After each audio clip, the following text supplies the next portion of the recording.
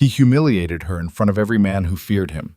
He gave away her chair, the one seat in the room that told the entire criminal world who held real power, and handed it to another woman like it was nothing, like she was nothing. Vivian Ashcroft didn't scream. She didn't cry. She smiled, wished everyone a pleasant evening, and walked out. And the moment those doors closed behind her, the most powerful crime empire in the country began to die. Because what Damien Voss never understood, what none of them understood, was that she hadn't just been his wife. She had been the reason any of it worked at all. If you want to find out what happens when a woman who never wanted power becomes the only one capable of saving everything, stay until the end. Hit that like button and drop a comment with the city you're watching from. I want to see exactly how far this story travels. The Sovereign Banquet had no written rules. That was the point.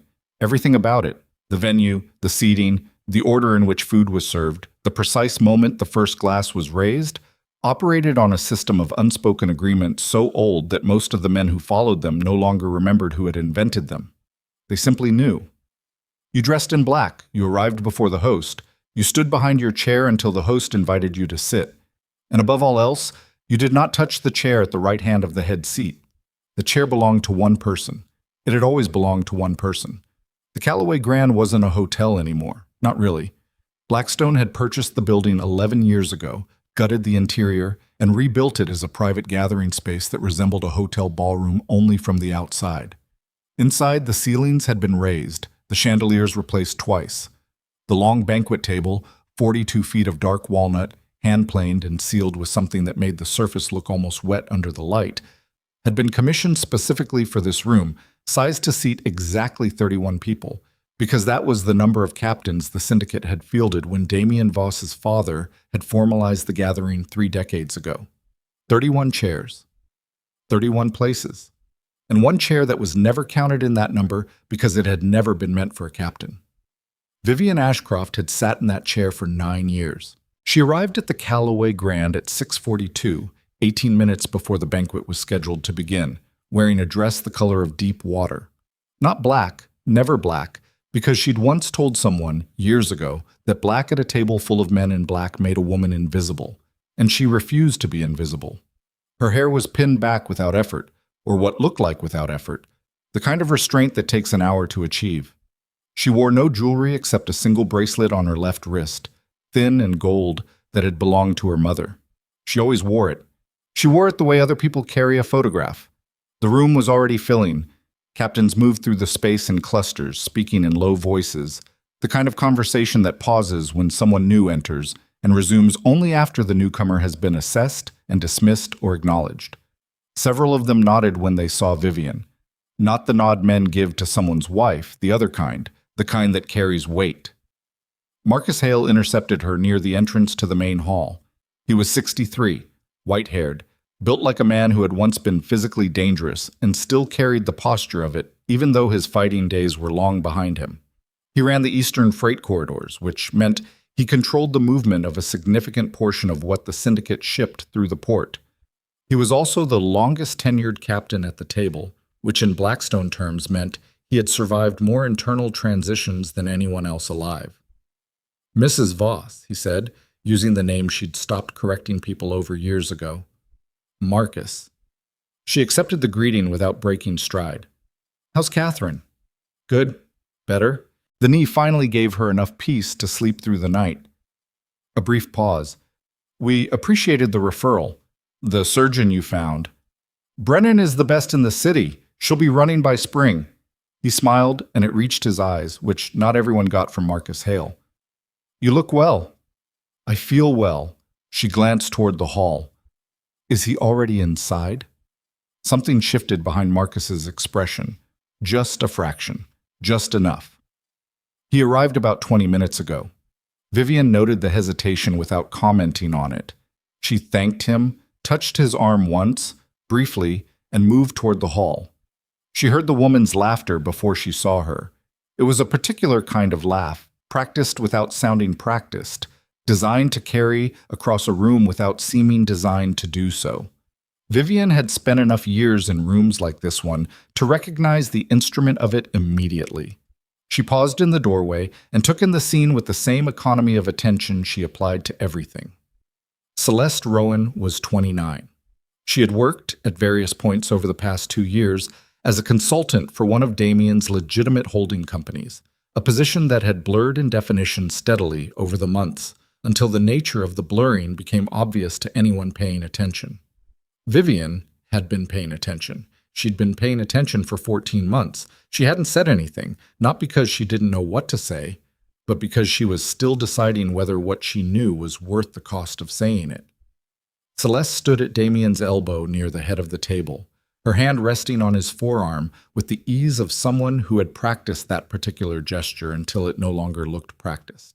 She was beautiful in the way that rooms like this rewarded, angular, composed, dressed in something that made her look both untouchable and acutely present. Damien was talking to two captains from the Western Territories, and whatever he was saying was landing, because both men were smiling. Damien Voss, at 51, was still a physically commanding presence. Broad shoulders, dark hair going silver at the temples, in a way that looked intentional even though it wasn't, a jaw that photographs had always been kind to. He dressed without ostentation but with precision. Everything fitted, nothing excessive. He moved through rooms as though rooms were built around him, which, in the case of this particular room, wasn't entirely metaphorical.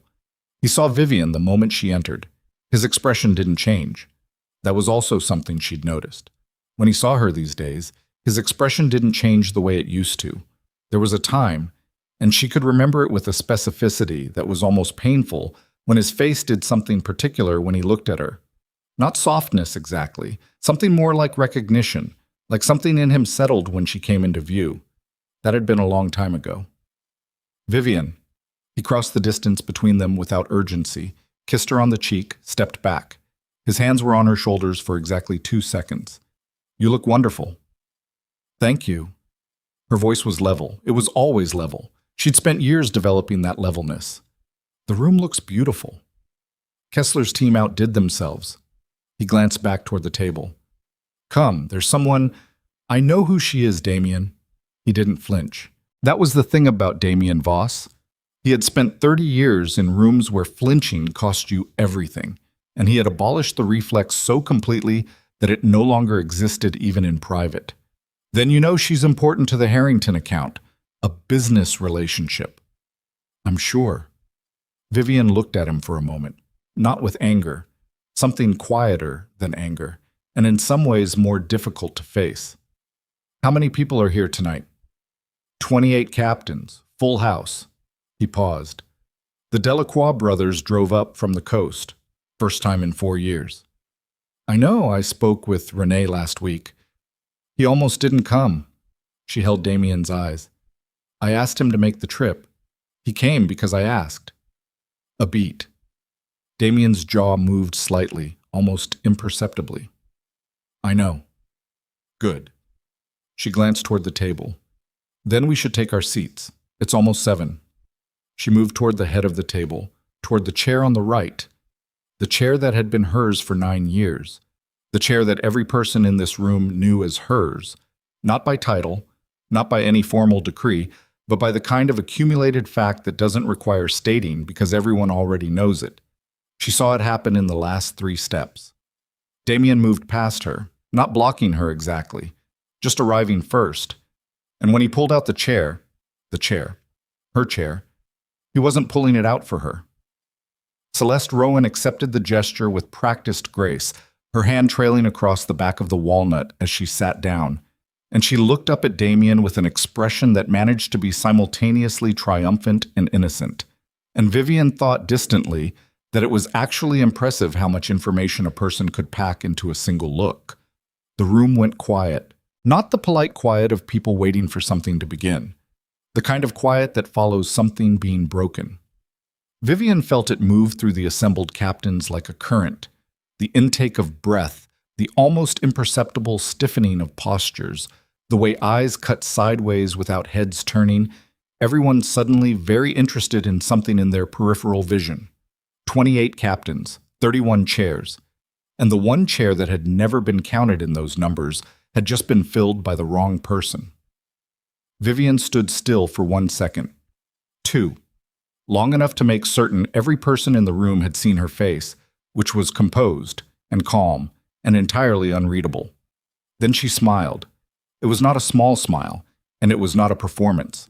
It was the particular smile of a person who has just received a piece of information they had been waiting for, and finds that receiving it, despite everything, brings a strange and clarifying relief. "Enjoy your evening," she said, and her voice carried just far enough to reach the nearest cluster of captains without being raised. "All of you." She turned and walked toward the doors at the far end of the hall. Her heels were quiet on the polished floor. She didn't rush. She didn't look back. The doors opened for her. One of the staff members, young, wide-eyed, holding both handles, and she passed through them into the corridor beyond, and the doors swung shut behind her. Inside the hall, Damien Voss raised his glass. Not a single person sat down. The cars outside the Callaway Grand were arranged in the careful disorder of men who arrived with security. Black SUVs clustered in the adjacent lot, drivers standing near hoods, cigarettes going cold in the November air. Vivian walked through the front entrance and down the 3 stone steps without stopping, and one of the cars, hers, a gray sedan she'd driven herself tonight, which was its own kind of statement, was parked along the side street half a block east. She sat in the driver's seat for 45 seconds without starting the engine. She was not crying. She was not going to cry. Not here, not in the front seat of a car on a street where any one of 24 people might walk past.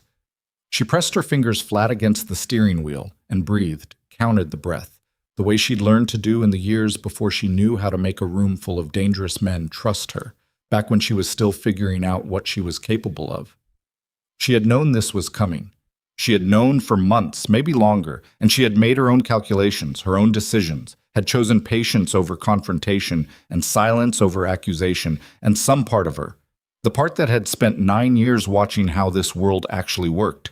Not the version Damien believed in, but the real version, the one built on 10,000 small conversations and remembered favors, and the particular trust that comes from never asking for anything. Some part of her had been waiting for exactly this. The humiliation was real. She wasn't going to pretend it wasn't. The chair meant something. The chair had always meant something, not because she wanted it to mean something, but because every man in that room believed it meant something. And in this world, belief was indistinguishable from fact. What Damien had done tonight wasn't a domestic grievance. It was a statement of value, made publicly, witnessed by every person whose opinion shaped the operational reality of the Blackstone Syndicate. She started the car. By the time she reached the end of the block, her phone had already received the first message. It was from Marcus Hale. 3 words. Nobody sat down. She read it once, set the phone on the passenger seat, and drove. The apartment she kept in the city's financial district was separate from the house she and Damien maintained in the North Hills, had been separate for 2 years, which was another thing no one talked about directly, but everyone in the syndicate's inner circle understood. It was a clean space, spare and high-ceilinged, with windows that looked east across the water, and a kitchen she'd stocked with the specific efficiency of someone who ate alone more often than not. She changed out of the dress, made tea, not because she wanted tea, but because the act of making it gave her hands something to do. Sat at the kitchen table with the cup and her phone and a yellow legal pad she kept for notes she didn't trust to any digital surface.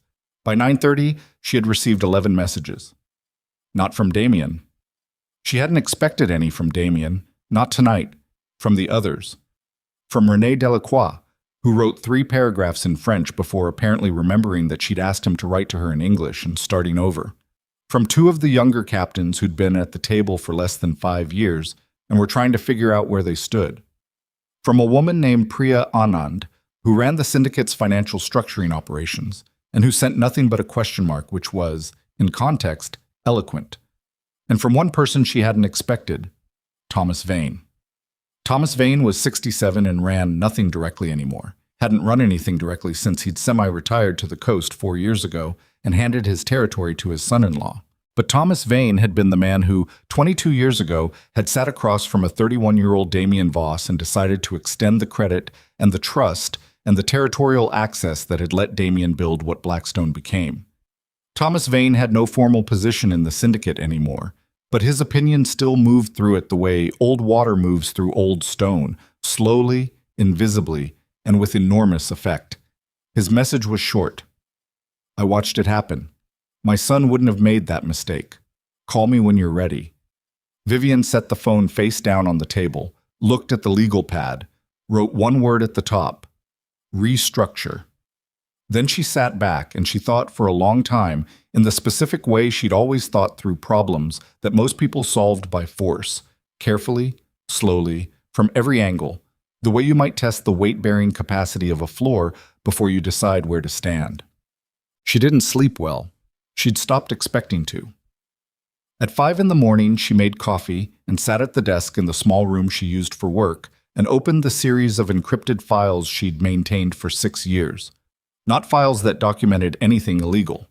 Vivian was too careful for that, had always been too careful for that, had understood from the beginning that her value in this world depended in part on her cleanness, on the fact that she could sit across from a city attorney or a federal liaison or the head of a rival organization and have nothing on her that could be used to leverage her into a corner.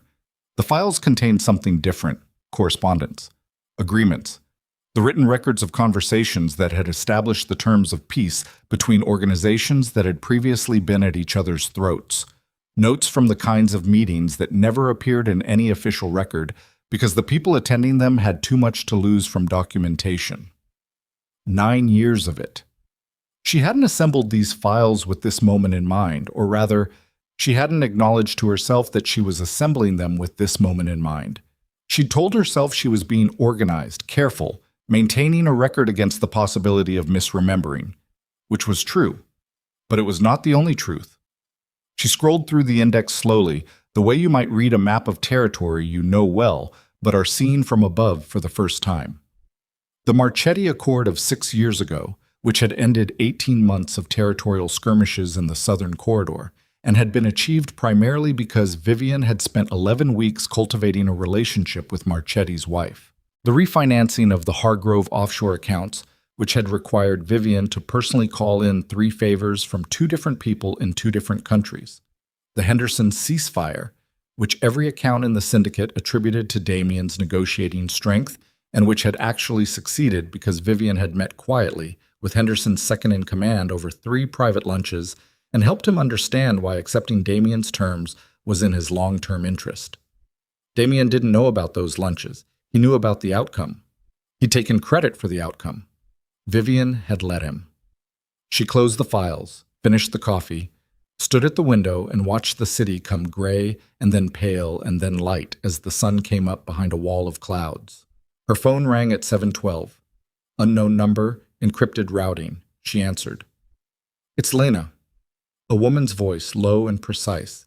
Lena Marchetti, 44, who officially ran an import business out of the northern port and unofficially controlled the distribution network her husband had built before he died, and left it to her. The syndicate officially didn't acknowledge Lena's authority because Lena was not, technically, a captain. She had never been formally installed. She simply ran everything her husband had run, and everyone dealt with her accordingly, and no one said anything about it because the alternative was losing access to her network, which no one wanted to do. "Lena," Vivian said, "I heard what happened. News moves fast." 6 of my people were in that room. A pause. "Nobody sat down, Vivian." "I know." "Does he understand what that means?" Vivian was quiet for a moment. Outside, the first commuter traffic was beginning to move. "He will," she said finally. "Give him a day. And when he does?" This was the question. This was the actual question, beneath the call, beneath the concern, beneath the checking in. What are you going to do? Not asked directly because Lena was too smart for direct questions, but present in every syllable. "I'm still deciding," Vivian said. "Take your time." Another pause, and something shifted in Lena's voice, something less careful, more personal. "But not too much time, because what he did last night wasn't just about you. Every woman who has ever made herself indispensable to one of these men and then watched him look through her like she's furniture. It was about all of us. You understand that?" Vivian understood that. She understood it in the specific way that comes from having lived it for years before you have the language to name it. "I'll call you," she said. "I know you will." Lena paused, and Vivian could hear her setting down a cup, the small domestic sound of it incongruous with everything else. Be careful, Vivian. Whatever you decide, be careful. He's going to figure out, eventually, what he lost. Men like him always figure it out. The question is whether he figures it out before he does something irreparable or after. The line went quiet. Vivian held the phone for a moment after the call ended, then set it down on the desk next to the legal pad. She picked up a pen. Underneath the word restructure, she wrote 2 more words. Begin now. She stared at them for a long moment. The coffee cup was empty. Somewhere below in the street, a truck was backing up, its reverse signal cutting through the morning quiet in short, insistent intervals. She picked up the phone again, scrolled to a contact listed only by initials, pressed call. It rang twice. "It's early," the voice on the other end said. Male, middle-aged, the accent of a man who had grown up in one country and spent 20 years in another. "I know," Vivian said. "I need to meet." A pause. "When?" "Today. This morning, if you can." Another pause, longer this time. Then, "Is this about last night?" "It's about everything that comes after last night." The silence on the other end lasted long enough that Vivian almost thought the call had dropped. Then the voice said carefully, "There are people who've been waiting for this conversation for a long time." "I know," Vivian said. "You understand what you're starting." She stood up from the desk and moved to the window again, looking out at the city that was now fully awake and moving, the streets filling with the ordinary motion of people who had no idea what ran underneath the surface of the place they lived. She thought about the chair. She thought about Damien's face in the moment he'd handed it to someone else. Not cruel, exactly, which would have been easier to understand. Just absent. The face of a man who had stopped considering the cost of something before he did it. "Yes," she said. "I understand exactly what I'm starting." The line was quiet for one more second.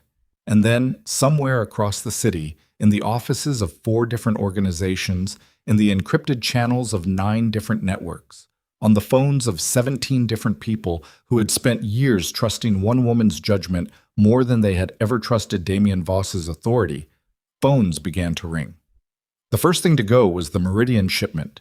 It happened on a Tuesday, 41 hours after the banquet, and it happened quietly, the way most catastrophic things happen. Not with noise, but with absence. A cargo manifest that should have been transmitted at 6 in the morning wasn't. A confirmation code that should have come back from the Port Authority's secondary contact didn't. By 10 a.m., 3 trucks were idling outside Warehouse 7 on the eastern waterfront, and the drivers were calling their dispatcher, and the dispatcher was calling the operations coordinator, and the operations coordinator was calling Joel Pressman, who ran Blackstone's freight logistics.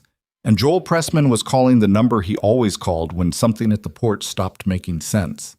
The number rang out. He tried twice more. Then he drove to the port himself, which he hadn't done in 8 months because there had been no reason to, because things at the port ran without requiring his physical presence, because the systems holding them together were so deeply embedded that nobody ever had to think about them consciously. He found his port contact, a man named Briggs, who handled the secondary intake clearances, in the break room of the municipal harbor office, drinking coffee and looking at his phone with the unhurried attention of a man who has decided his shift is already over, regardless of what the clock says. "Briggs," Joel pulled out the chair across from him. "What happened to the Meridian Manifest?" Briggs looked up slowly. He was 50-something, heavy-set, with the careful eyes of a man who has spent decades in the middle of other people's transactions. "Didn't go through." "I can see that. Why didn't it go through?" "Clearance hold." "What clearance hold? There's no hold on that shipment. I checked the system this morning. There was no different system." Briggs set his coffee down. He looked at Joel without particular hostility or urgency, the look of a man stating something he considers obvious. "The hold came through the secondary protocol, the one Mrs. Ashcroft set up about 4 years ago." Joel stopped. Something moved behind his face, trying to become an expression and not quite managing it. "What secondary protocol?" Briggs regarded him for a moment. "You didn't know about it. Tell me about it now." "It's an override architecture." Briggs picked his coffee back up, looked into it like it might tell him something. She set it up after the Costigan incident. You remember Costigan? Joel remembered Costigan, 3 years ago. A shipment that had turned out to be compromised, not by a rival organization, but by a federal interdiction team that had been using a Blackstone captain as an informant for 14 months. The shipment had been stopped before it moved, which had seemed like luck at the time, and had been attributed, in the telling afterward, to good operational instincts from the logistics team. It hadn't been luck. Joel was only now beginning to understand that. She built a verification layer into the port clearance, Briggs said. Any shipment above a certain value threshold requires a secondary confirmation from her specific code before it processes. If that confirmation doesn't come, he shrugged, the shrug of a man describing a machine that functions exactly as designed. Hold. Can you override it? Briggs looked at him with something that was not quite pity but was in the same family. I've been overriding it for 4 years by doing exactly what she tells me. I don't have the architecture to bypass the hold from my end. She'd have to lift it herself. Joel sat with that for a moment. The trucks were still idling outside Warehouse 7.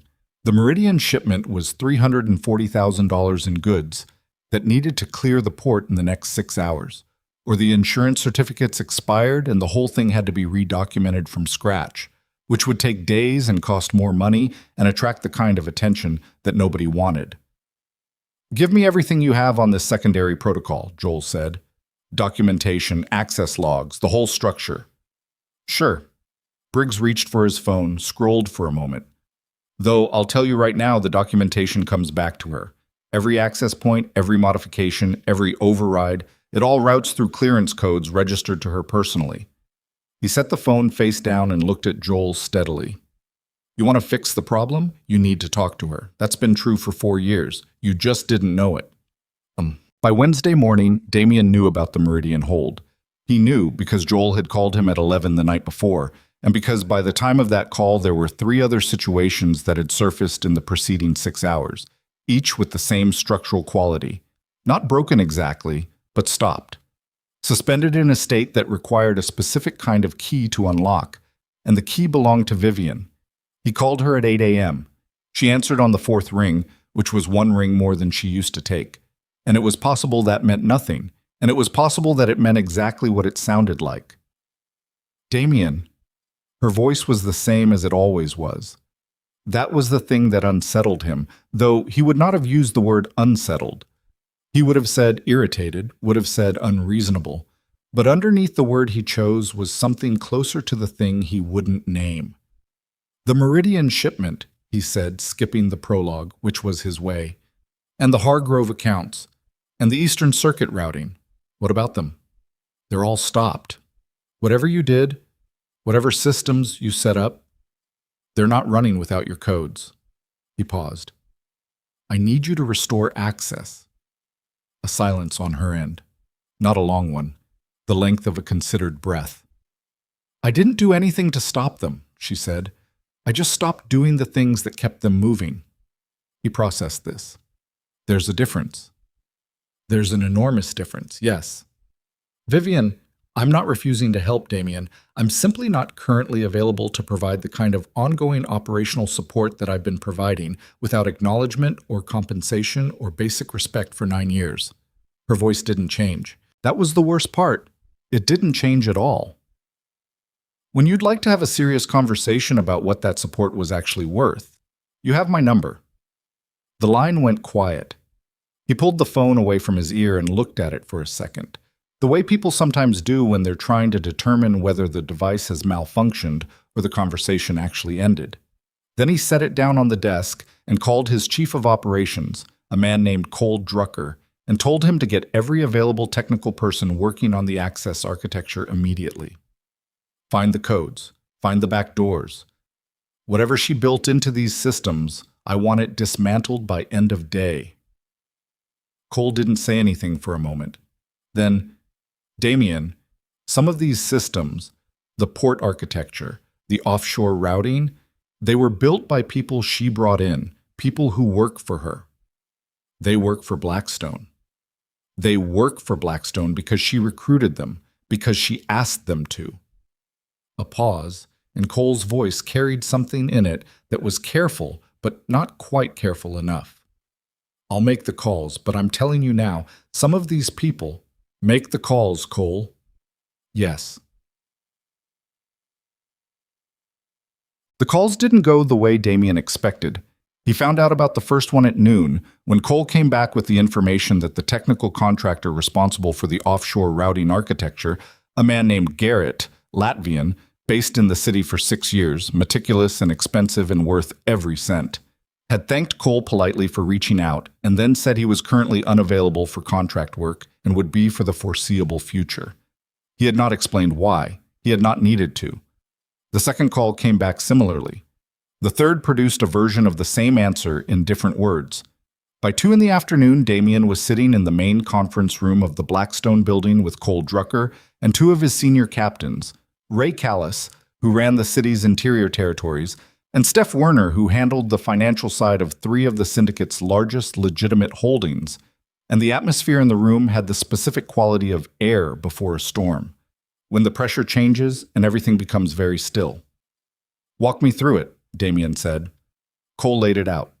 The freight clearance holds, the offshore routing, the Hargrove accounts, which weren't frozen exactly but required a verification sequence that apparently ran through a server that Vivian's people administered and which nobody in Blackstone's own technical structure could access. A communication protocol with the Delacroix network in the south, which used an encryption key that had been established, Cole's voice went careful here, by Vivian personally, 4 years ago, and which the Delacroix organization was apparently now treating as the only secure channel they would use. "How many of these systems?" Damien asked. Cole looked at his notes, not because he needed to, he'd had an hour to memorize them, but because looking at the notes gave him something to do other than meet Damien's eyes. "That we've identified so far? 11 distinct operational nodes. Could be more. We're still mapping." The room was quiet.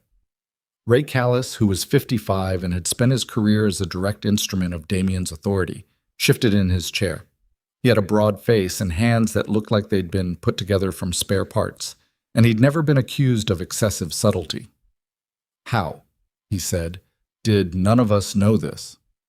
"Because none of us were paying attention to how the systems worked," Cole said. "We were paying attention to whether they worked." "That's the same thing." "It is absolutely not the same thing." "All right." Damien's voice cut across both of them, not loud, not hard, just carrying the particular flat quality that ended side conversations. He looked at Cole. "What's our exposure if these systems stay down?" Cole put a number on the table. It was large enough that Ray Callis briefly forgot to look bored. "Per week," Cole added. Steph Werner made a sound that was not quite a word. "And the Delacroix communication protocol," Damien said. "If they won't use our channels—" "They won't," Cole said. "I spoke with their operations contact this morning. They were polite. They said their current protocol requires the encryption key that was established through Vivian, and until that's resolved, all communications go through her." A pause. "I don't think it's that they can't switch. I think it's that they've decided not to." Damien looked at the table for a moment. The surface was glass over dark metal, and he could see his own hands resting on it, spread flat, which was not how he typically held his hands, and which he recognized as the posture of a person trying not to clench them. "She's doing this deliberately," Ray said. "Obviously," Steph said. "She didn't build any of this in the last 2 days," Cole said carefully. "She built it over years. What she's doing deliberately is not fixing it." The distinction landed in the room and sat there. Damien went to see Marcus Hale that evening. He drove himself, which was unusual. He didn't explain the choice to his security, just told them to stand down and took the car from the garage himself and drove the 40 minutes to the East Side neighborhood where Marcus kept a house that was modest by any reasonable measure and completely incongruous with the territory he controlled. Marcus answered the door himself. He looked at Damien for a moment without expression, then stepped back and let him in. The inside of the house smelled like cooking, something with garlic and something slower, braised. And there were reading glasses on the table in the front room and a stack of physical newspapers that Marcus still apparently had delivered, which was either a nostalgic habit or operational security, and with Marcus you were never entirely sure. "Catherine's at her sister's," Marcus said, leading him toward the back of the house to the room he used as an office. Sit. Damien sat. Marcus didn't immediately. He moved to the window and looked out at the backyard, which was dark now, the shapes of hedges just visible against the ambient light from the street. I know why you're here, Marcus said.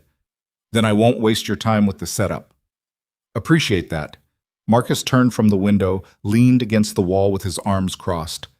Not defensive, just the posture of a large man who's been standing a long time. What do you want to know?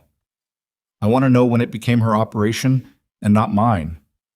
Marcus was quiet for a long moment, long enough that Damien almost said something else, and then Marcus said, That's the wrong question. Then give me the right one. The right question is when you started believing they were two different things. He looked at Damien steadily. It was never her operation instead of yours. It was always both. She built systems that made your operation possible. You built the authority that gave her systems room to function. That's not a power struggle. It was a structure. And you broke the structure. By putting someone else in a chair at a dinner table. By publicly communicating to every person in this organization who reads signals for a living that her contribution to that organization didn't merit basic acknowledgement. Marcus's voice stayed even. He wasn't a man who raised his voice for effect. He'd never needed to. These men, these captains, they're not sentimental. They didn't stand up from those chairs because they like Vivian. They stood up because they understood immediately what it meant that you did what you did. It meant you'd lost your judgment.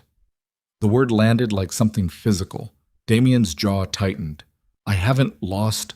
I said what I said. Marcus moved away from the wall, pulled out the chair behind his desk, and sat down heavily. You want to know how many people she's spoken to in the last 2 days? Since the banquet? Damien waited.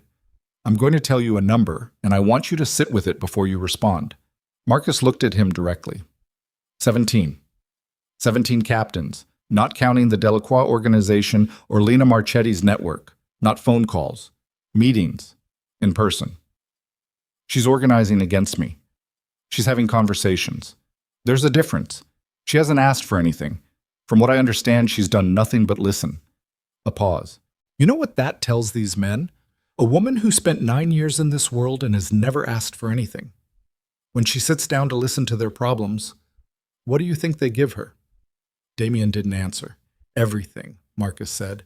They give her everything, because nobody in this world ever just listens. Everybody wants something. She's the one person they've ever dealt with who seemed not to. He leaned back in the chair. Whether that was strategic or genuine, I genuinely don't know. Maybe she doesn't either, but the effect is the same. The house was quiet. Somewhere in the distance, a car passed on the road outside. Tell me what to do, Damien said. Marcus looked at him for a long moment. His expression did something complicated. Not softened exactly, but changed. The way a man's face changes when he sees something he's been expecting for a long time and finds that actually seeing it is different from anticipating it. I can't tell you what to do, he said, but I can tell you what's coming if you don't fix it. He picked up the glasses from the desk, put them down again without using them. I got a call this morning from the Vero organization. Damien went still. The Vero organization occupied the territories directly north and east of Blackstone's footprint. They had been, for 11 years, in a state of armed neutrality with Blackstone. Not friendly, not hostile, just carefully managed distance. Because the cost of engagement for either side was too high to make it worthwhile. That neutrality had been maintained, sustained, renewed every time it threatened to fray. Damien knew this, had attributed it to his own strategic posture and the reputation of Blackstone's enforcement capabilities. What kind of call, he said. The kind you make when you're testing whether a door you thought was locked might have been left open. Marcus held his eyes. I didn't answer it in the way they were hoping, but the fact that they made it, the fact that they thought it was worth making right now, 2 days after that banquet, tells you what kind of intelligence they have and how fast it's moving. The room felt smaller than it had when Damien arrived. She was the one, he said. Not a question. She negotiated the terms of that neutrality 6 years ago. She maintained the relationship with their operations contact. She was the reason the door stayed locked. Marcus paused. I don't know if she's unlocked it deliberately. I don't believe that's her character, but her absence is the same as an unlocked door, whether she meant it to be or not. Damien stood. He didn't have anything to say that would improve the situation by being said, and he'd learned enough in his life to know when silence was the most operational choice. He moved toward the door. "Damien?" Marcus's voice stopped him. He turned. "Go to her." The old man's voice was quiet. "Not to negotiate, not to threaten, not to fix the systems or get the codes back. Go to her and tell her the truth, which is that you were wrong and that you know it." He held Damien's eyes. "And do it before someone else does something that can't be undone. Because there are people circling this organization right now who have been waiting years for a moment of weakness. And what happened at that banquet was not a moment. It was a signal, Shad." He didn't go to her that night. He told himself it was because there were operational matters that required immediate attention. And that was true. Because by Thursday morning, 2 more freight routes had stalled, and a 3rd communication channel with a southern affiliate had gone dark, and his technical team had spent 36 hours trying to reverse engineer access protocols they hadn't even known existed 3 days ago and were surfacing, with each new layer they uncovered. A picture of infrastructure so thoroughly interwoven with Vivian's decisions and relationships and personal credibility that dismantling it was beginning to look less like a technical problem and more like trying to remove the bones from a body without disturbing the flesh. But the other reason he didn't go to her was simpler and uglier, and he wouldn't have admitted it to anyone, including himself. He didn't go because going meant acknowledging something, and acknowledging it meant understanding its full dimensions, and understanding its full dimensions meant confronting the specific shape of what he'd done and what it had cost him, and he wasn't ready to know how large that number was. So he didn't go Thursday night or Friday morning. He sent Cole to her instead. Cole met Vivian on Friday afternoon at the apartment in the financial district. She offered him coffee, which he accepted, and they sat at her kitchen table in the thin November light coming through the east windows, and Cole laid out what Damien wanted as clearly and neutrally as he could, which was access restored, protocols reopened, a return to the prior operational status quo. Temporary, just until things stabilized. Vivian listened to all of it without interrupting. When Cole finished, she was quiet for a moment. "What did he offer in return?" she asked. Cole hesitated. He said things could be discussed. "That's not an offer. That's the suggestion of a future negotiation." She wrapped both hands around her coffee cup and looked at him with an expression that was not unfriendly, but was entirely without yield. "Cole, you've worked with Damien for 14 years. You know the difference between the two." "I do," Cole admitted. "Tell him I'm available to talk. That's always been true." She glanced toward the window. But access isn't going to be restored prior to a conversation, and the conversation needs to be with him, not with his representative. Cole nodded. He finished his coffee. At the door, he turned back. For what it's worth, he stopped. The technical team. They've been working on the port architecture, trying to find a way through the clearance system without your codes. Vivian waited. "They can't," Cole said simply. "I wanted you to know that we tried, and we can't. I'm not sure if that changes anything. I think you should know the situation clearly." He looked at her steadily. "We need you, Vivian, not the systems. You. The systems are just what happens when you're present. I'm not sure Damien has figured out how to say that yet." She held his eyes for a moment. "I know," she said. After he left, she stood at the window for a long time. Her phone showed 12 unread messages. Several from captains she'd been talking with all week. One from Lena Marchetti, short and specific. One from an address she didn't immediately recognize that resolved, when she looked it up, to a routing number connected to the Varo organization's communications infrastructure. She stared at that last one for a long time without opening it. Then her phone rang, and the number on the screen was one she hadn't seen in 3 years. A number belonging to a man named Ellis Carver, who had been, before he quietly removed himself from active syndicate life, the one person in Blackstone's history who had come closest to being Damien's equal in terms of raw, operational intelligence, and who had left under circumstances that were officially described as voluntary and were not voluntary in any way that the word could reasonably be applied. Ellis Carver calling meant the information had traveled further than anyone had calculated. Ellis Carver calling meant people outside the Blackstone structure. People with their own resources, their own ambitions, their own long memories of grievances, were now aware that something had shifted and were beginning to position themselves accordingly. Vivian answered. "Ellis," she said, "I heard what happened at the banquet." His voice was exactly as she remembered it, precise, unhurried, with the specific texture of a man who chose every word like he was spending money he'd earned slowly. "I heard nobody sat down." "That's accurate." "I also heard," he said, "that the Varro people reached out to Marcus Hale this week."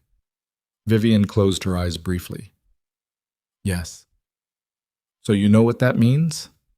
"I know what it means." A pause. "Are you safe?" The question surprised her enough that she didn't answer immediately. Not because it was intrusive. Ellis Carver had known her for a long time, had been present for enough of the architecture of her marriage to Damien that certain questions between them carried different weight than they might have otherwise. It surprised her because she hadn't been thinking about it in those terms. She had been thinking about strategy, about systems, about the operational map of what was unraveling, and in what order, and at what speed. She hadn't been thinking about whether she was safe. "I don't think Damien would," she started. "Damien, no." Ellis's voice was careful. "Damien wouldn't. But Damien isn't the only consideration anymore. The moment Varro made that call, the map changed. You know that." She did know that. "What do you want, Ellis?" she asked. "Nothing," he said, and she believed him, which was itself remarkable. "I'm not in that world anymore. I have no stake in what Blackstone does or doesn't do." A pause. "But I spent a lot of years watching how that organization worked, and I know the difference between a crisis that resolves and one that doesn't. And what I'm seeing right now looks like the second kind." His voice shifted just slightly.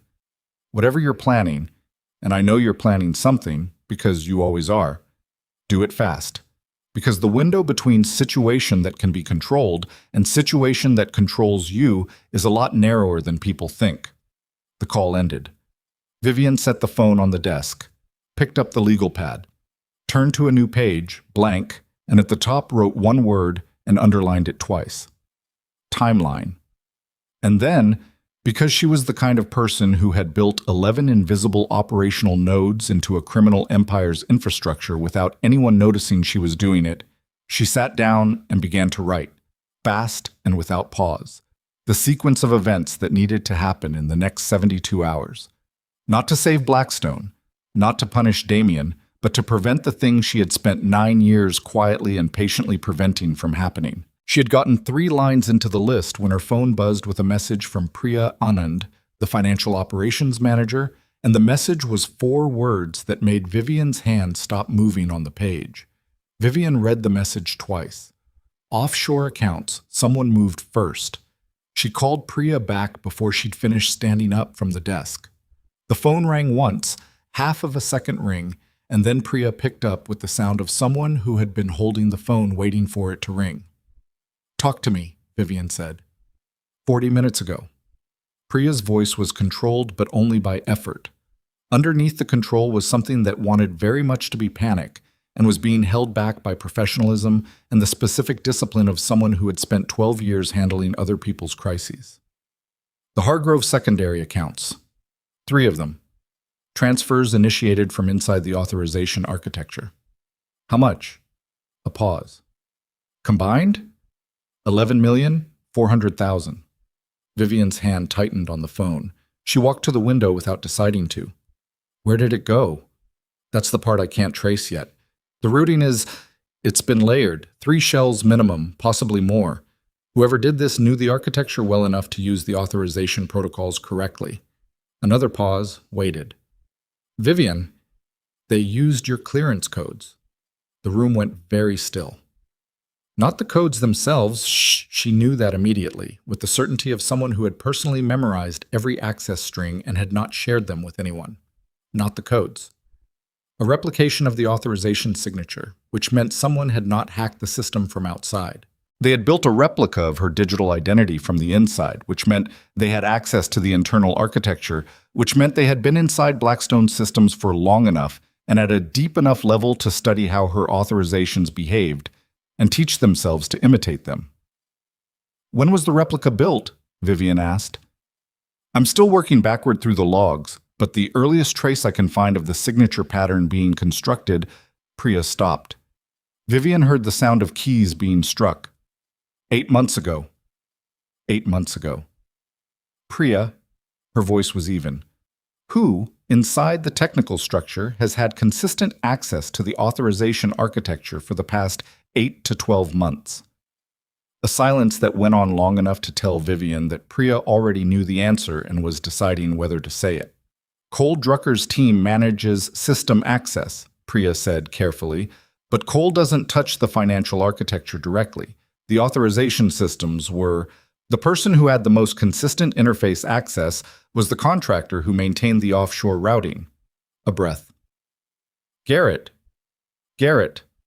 The Latvian contractor who had, 3 days ago, politely told Cole Drucker he was unavailable for further work, who had vanished from contact with a timing that Vivian had noted and filed and not yet fully processed. Garrett left the day after the banquet, Vivian said. Yes. Who hired Garrett originally? Another pause. Longer. His contract came through the operations office. Standard procurement. Priya's voice shifted. But the initial recommendation, the person who brought him to Cole's attention in the first place 4 years ago, I'd have to check the records. Check them now. She waited. 40 seconds, maybe 50. The sound of Priya navigating through files, and then a sound that wasn't words but communicated a great deal. Vivian, Priya's voice had dropped a register. The recommendation came from Celeste Rowan's consulting engagement, her second month with the Harrington account. She flagged Garrett as a specialist for offshore routing infrastructure. The silence that followed was so complete that Vivian could hear the traffic from the street below and the hum of the refrigerator in the kitchen and the sound of her own breathing, which was slower than it should have been and more deliberate. The breath of a person maintaining a surface that everything underneath is trying very hard to break. Celeste Rowan had brought Garrett in. Garrett had spent 4 years learning the architecture, and 8 months ago he had begun building a replica of Vivian's authorization signature, which meant the plan, whatever the plan was, had been in motion for 8 months, which meant it predated the banquet, which meant the banquet itself was not the cause of what was happening now. The banquet was the signal. The beginning of the visible phase of something that had been constructed long before anyone sat down or refused to sit down at any table. Lock everything you can lock, Vivian said. Don't touch the accounts that were hit. Leave them exactly as they are. I want a forensic trail. But everything else in the secondary architecture, lock it now and generate access logs going back 18 months. Already started. Good. She moved back to the desk. Don't tell anyone else yet. Not Cole. Not anyone in operations. A beat. Call me the moment you have the full routing chain on those transfers. She ended the call and stood in the apartment and understood, with the specific clarity of someone seeing the full shape of something after seeing only its parts, that she had been wrong about almost everything. Not about Damien, that part she'd read correctly, but she had believed, had allowed herself to believe, that the crisis she was navigating was a domestic catastrophe translated into professional terms, a man's bad judgment made public, a marriage's collapse expressed through operational breakdown. That wasn't what this was. She was at Thomas Vane's door by 9:30 that night. He lived in a brownstone in the Western Residential District, 3 blocks from a park he walked through every morning, the kind of neighborhood that managed to be expensive without looking it. The building's facades worn enough to suggest permanence rather than pretension. He answered the door himself, which she'd expected because Thomas Vane had never maintained household staff and considered the habit of it a security liability. He looked at her face and stepped back from the door without speaking. Inside, the house had the quality of spaces occupied by people who read and think and don't particularly care what things look like. Books on every surface, furniture chosen for use rather than appearance, a kitchen table with papers spread across it that Thomas gathered into a rough pile and moved to a chair before gesturing for her to sit. "How bad?" he said. She told him. All of it. The Garrett architecture, the replicated authorization signatures, the 8-month timeline, Celeste Rowan's consulting recommendation. 11 million moved in 40 minutes through layered shells that someone had built with patience and precision and insider knowledge. Thomas listened the way he always listened, without expression, without interruption, the listening of a man who processes information the first time and doesn't need it repeated. When she finished, he was quiet for a moment. Then he said, "How long have you known about the girl?" 14 months, Vivian said. "I knew about the relationship. I didn't know about the rest." Nobody did. He moved to the kitchen counter, filled a glass with water, set it in front of her, didn't sit down himself. This wasn't improvised. This was engineered. Yes. Someone built a position inside Blackstone's architecture, spent years doing it. Used the relationship with Damien as the access point, used you as the technical cover, your codes, your reputation, your credibility, and waited. He looked at the window. For what? What does 11 million buy you if your goal is Blackstone? Nothing, Vivian said. That's not the goal. 11 million is the test. They needed to confirm the replica codes worked before they ran the actual operation. Thomas turned to look at her. There are accounts, she said, accounts that I administer directly that are not part of the general operational architecture. They're not connected to the port clearances or the freight routing. They're not in any system Cole or anyone else in operations has visibility on. She held Thomas's eyes. They exist because 12 years ago, you and Damien's father decided the organization needed a reserve that couldn't be touched by internal disruption. You remember. I remember, Thomas said quietly. Those accounts hold approximately $90 million in consolidated syndicate reserves, emergency capital, accumulated over 20 years. She paused. And they're authenticated through the same authorization signature architecture that Garrett just spent 4 years studying. The room held the information for a moment. Thomas sat down heavily in the chair nearest the window. He was 67, and he looked it suddenly, in a way he hadn't looked it when she'd arrived. They're going to move on the reserves. The test worked, the codes function. They now know they can replicate my signature with enough precision to pass the verification layer. Vivian's voice stayed flat. She needed it to stay flat. If they move before I can lock those accounts, the syndicate loses its operational capital. Every family that's been running territory under Blackstone's umbrella, every affiliate, every protected operation, they lose the backing that makes their position viable. And Blackstone collapses, Thomas said. And Blackstone collapses, she confirmed. And into that collapse, Vero walks in, Thomas said. The name sat between them. Vero made contact with Marcus Hale 2 days ago, Vivian said, testing the door. I thought it was opportunistic. They saw the banquet news, they saw the operational disruption, they figured they'd probe the boundary. She looked at her hands. It wasn't opportunistic. They already knew the timeline. The contact with Marcus was choreographed. They wanted us to know they were watching, so that when the reserves disappeared, we'd already be looking north instead of inside. Thomas said something very quiet under his breath that wasn't meant for her. There's one more thing, Vivian said. He looked at her. The Vero message that came to my phone tonight, the unread one I told you about. She picked up her phone, placed it on the table between them, didn't open it. It came from a routing number I traced.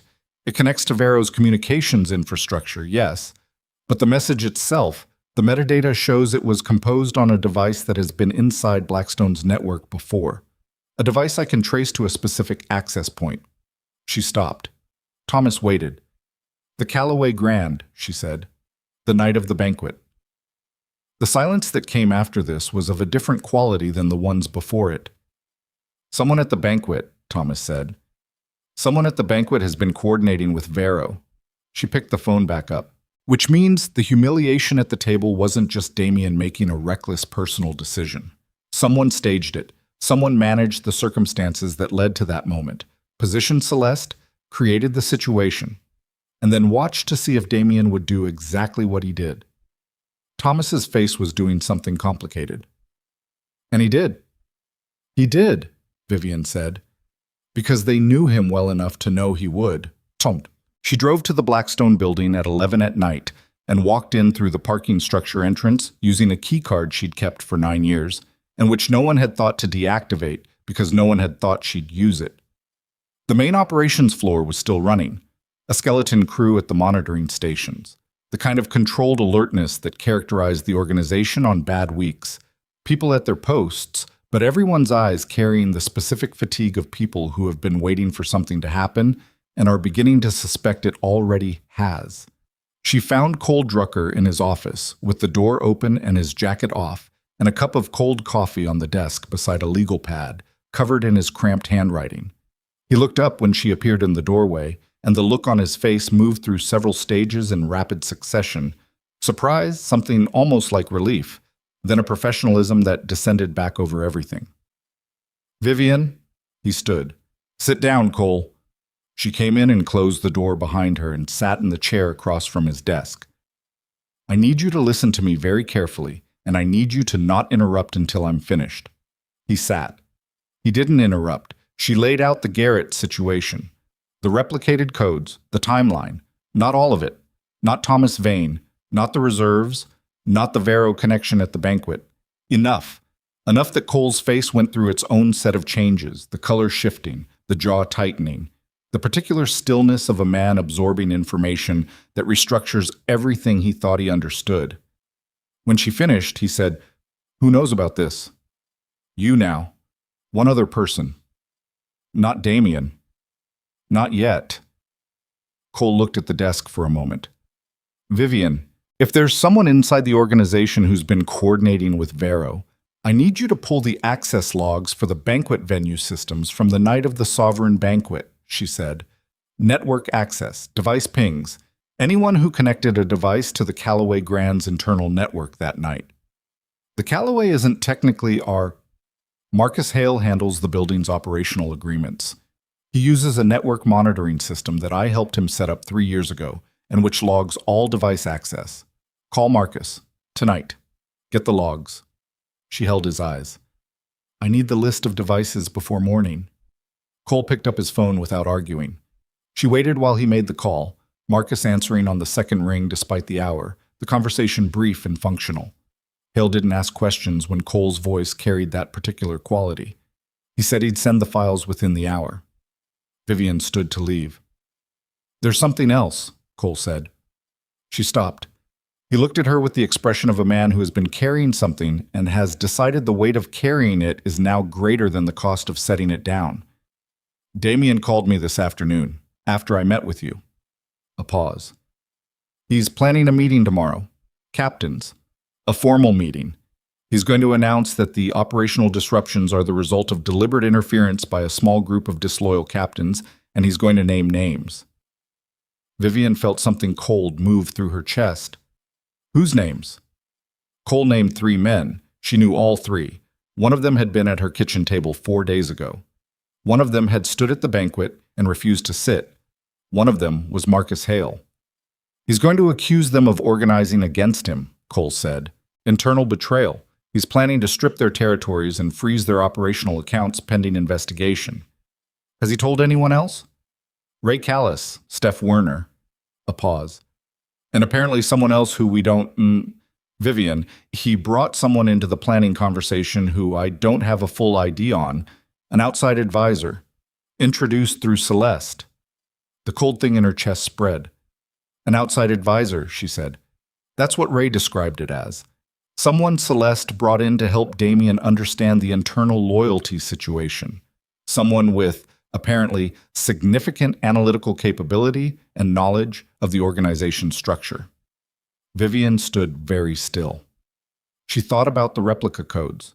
She thought about 8 months of patient architectural study. She thought about a message composed at the Callaway Grand and routed through Vero's infrastructure. "Cole," she said, "the meeting tomorrow. What time?" 10 a.m. The Blackstone Conference Suite. Who's confirmed attendance? 15 captains so far, more by morning. 15 captains in a room, and Damien at the head of the table accusing 3 of them of betrayal, with an outside advisor who had been brought in by Celeste Rowan providing the intelligence framework for those accusations, and the actual betrayal happening somewhere else entirely, in the financial architecture, in the replicated codes, in the offshore shells where 11 million had already moved as a test, If Damien ran that meeting tomorrow, he would fracture the organization permanently. The men he accused, Marcus, two others, would not accept the accusation quietly. They would respond. And in the room where they responded, with 15 captains watching and everyone already raw from the banquet and the operational week from hell, the fracture would open wide enough that no amount of structural repair would close it before Varro walked through. That was the plan. That was what the advisor was there for. Not to help Damien understand the loyalty situation, to ensure that Damien destroyed the organization's internal coherence with his own hands, at his own meeting, in front of his own captains. "I need to speak with Damien tonight," she said. Cole's expression did something she hadn't seen from him before, something that looked, briefly, like the exhausted gratitude of a person who has been trying to hold back a wave with their hands and has just been told someone else is going to help. "I'll call him." "Don't." She moved to the door. "I know where he is." "What?" "He was at the North Hills house."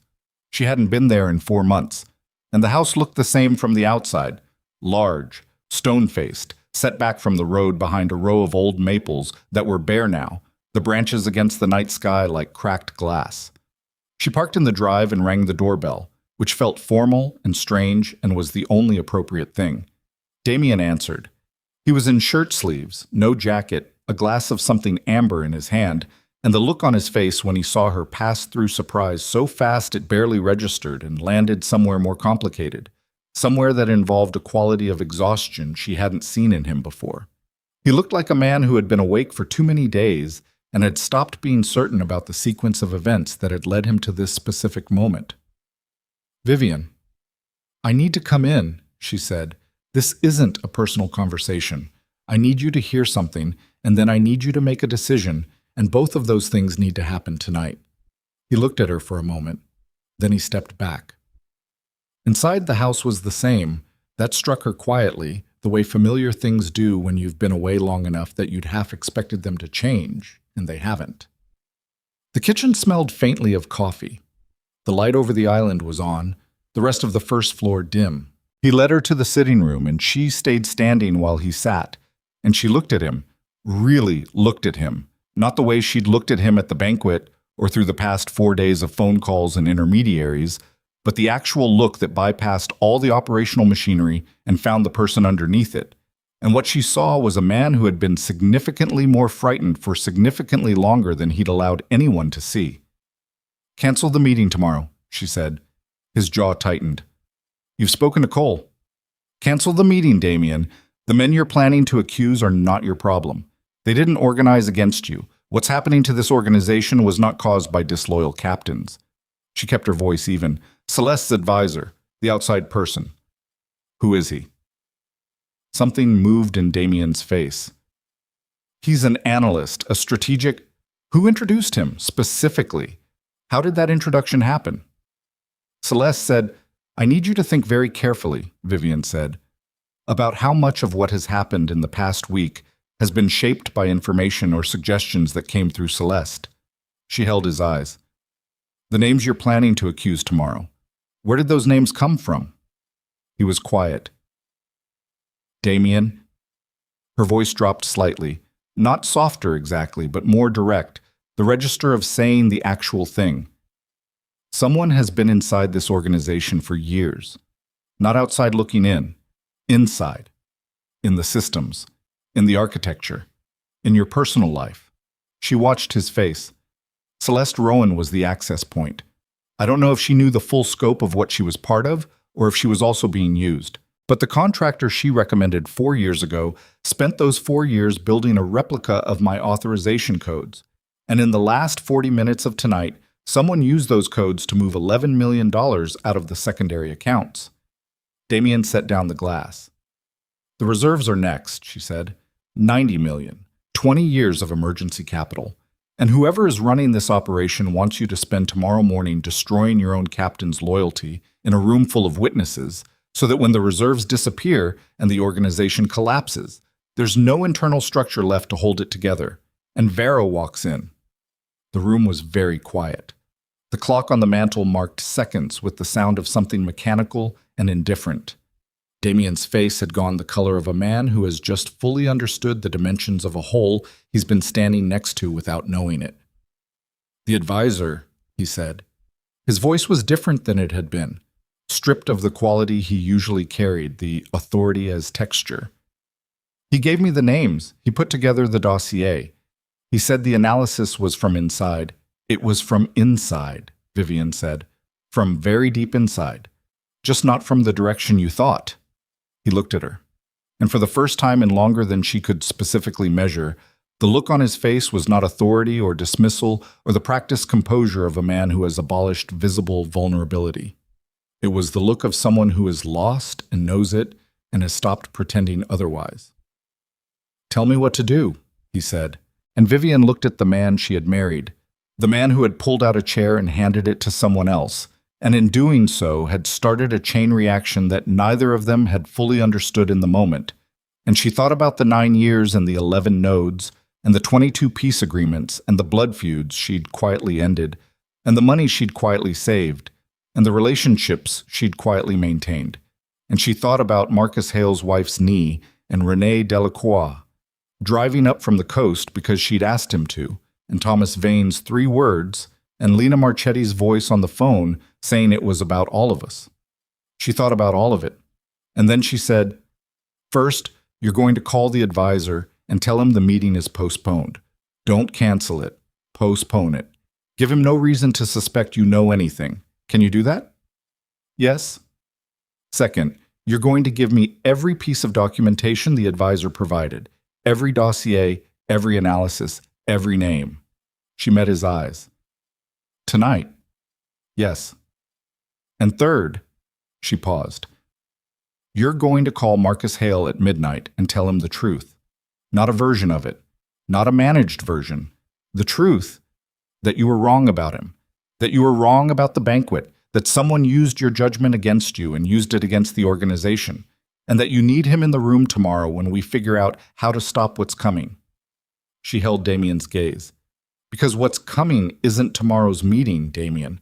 What's coming is a war, and you cannot fight it with the people you have left after you've destroyed everyone who was actually loyal to you."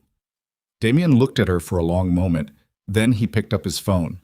She watched him dial, watched his jaw set, watched him make the call to the advisor, smooth, controlled, the natural authority of his voice returned as a functional instrument even now, postponing the meeting with a manufactured logistical excuse, giving nothing away. When he ended the call, he looked at her with something she didn't have a clean name for. "The dossiers are in the study," he said. She followed him down the hall. He unlocked the study, moved to the desk, pulled a folder from the locked drawer, and handed it to her without speaking. She opened it, scanned the first page, the second, and stopped. Because the names in the dossier, the names the advisor had given Damien as disloyal captains organizing against him, were not random. They were specific. They were the exact men who had spent the past week talking with Vivian, the exact men who had refused to sit at the banquet, the men who had sent her messages of support and trust, and who represented, collectively, the portion of Blackstone's captains most likely to hold the organization together through a crisis. The advisor hadn't given Damien a list of traitors. He'd given him a list of the people who could stop what was coming, and he'd almost gotten Damien to destroy them first. Vivian closed the folder, looked up. "Do you have a name for him? A real name, not what Celeste gave you?" Damien shook his head. She thought for a moment. Thought about the device logs that Marcus was pulling right now for Cole. Thought about the Vero routing number. Thought about 8 months of patient work. "We have until morning," she said. "Maybe less." She was already moving toward the door when Damien's phone rang. He looked at the screen. His face changed. "It's Celeste," he said. Vivian stopped, turned back, held his eyes, and said very quietly, "Answer it." He answered, put it on speaker, set it on the desk between them. Celeste's voice came through the phone, and it was a voice Vivian had only heard at a distance, warm and calibrated, the instrument she'd identified across a banquet hall a week ago. But what the voice said, in the first 10 seconds, confirmed the last piece of everything Vivian had been trying to map. Because Celeste wasn't calling to check on the postponed meeting. She was calling to tell Damien that the reserves transfer was ready to execute, and that her associate needed his verbal authorization to proceed, and that it needed to happen tonight, and her voice carried the specific confidence of someone who believed the person on the other end of the line was still exactly where she'd positioned him. Damien looked at Vivian across the desk. The phone sat between them, Celeste's voice still moving through it, patient and warm and completely certain. And the whole architecture of the past 9 years and the past week and the past 8 months hung in the air of the study like something suspended. Vivian gave him one small single nod, and Damien Voss, for the first time in his life, did not speak from authority. He spoke from the truth. "Celeste," he said, "I think we need to talk about who you're actually working for." The silence on the phone lasted 4 seconds. 4 seconds of Celeste Rowan not speaking, and in that silence was the sound of a calculation being run at speed. Vivian could almost hear it, the rapid reassessment of a person who has just felt the ground shift under something they believed was solid.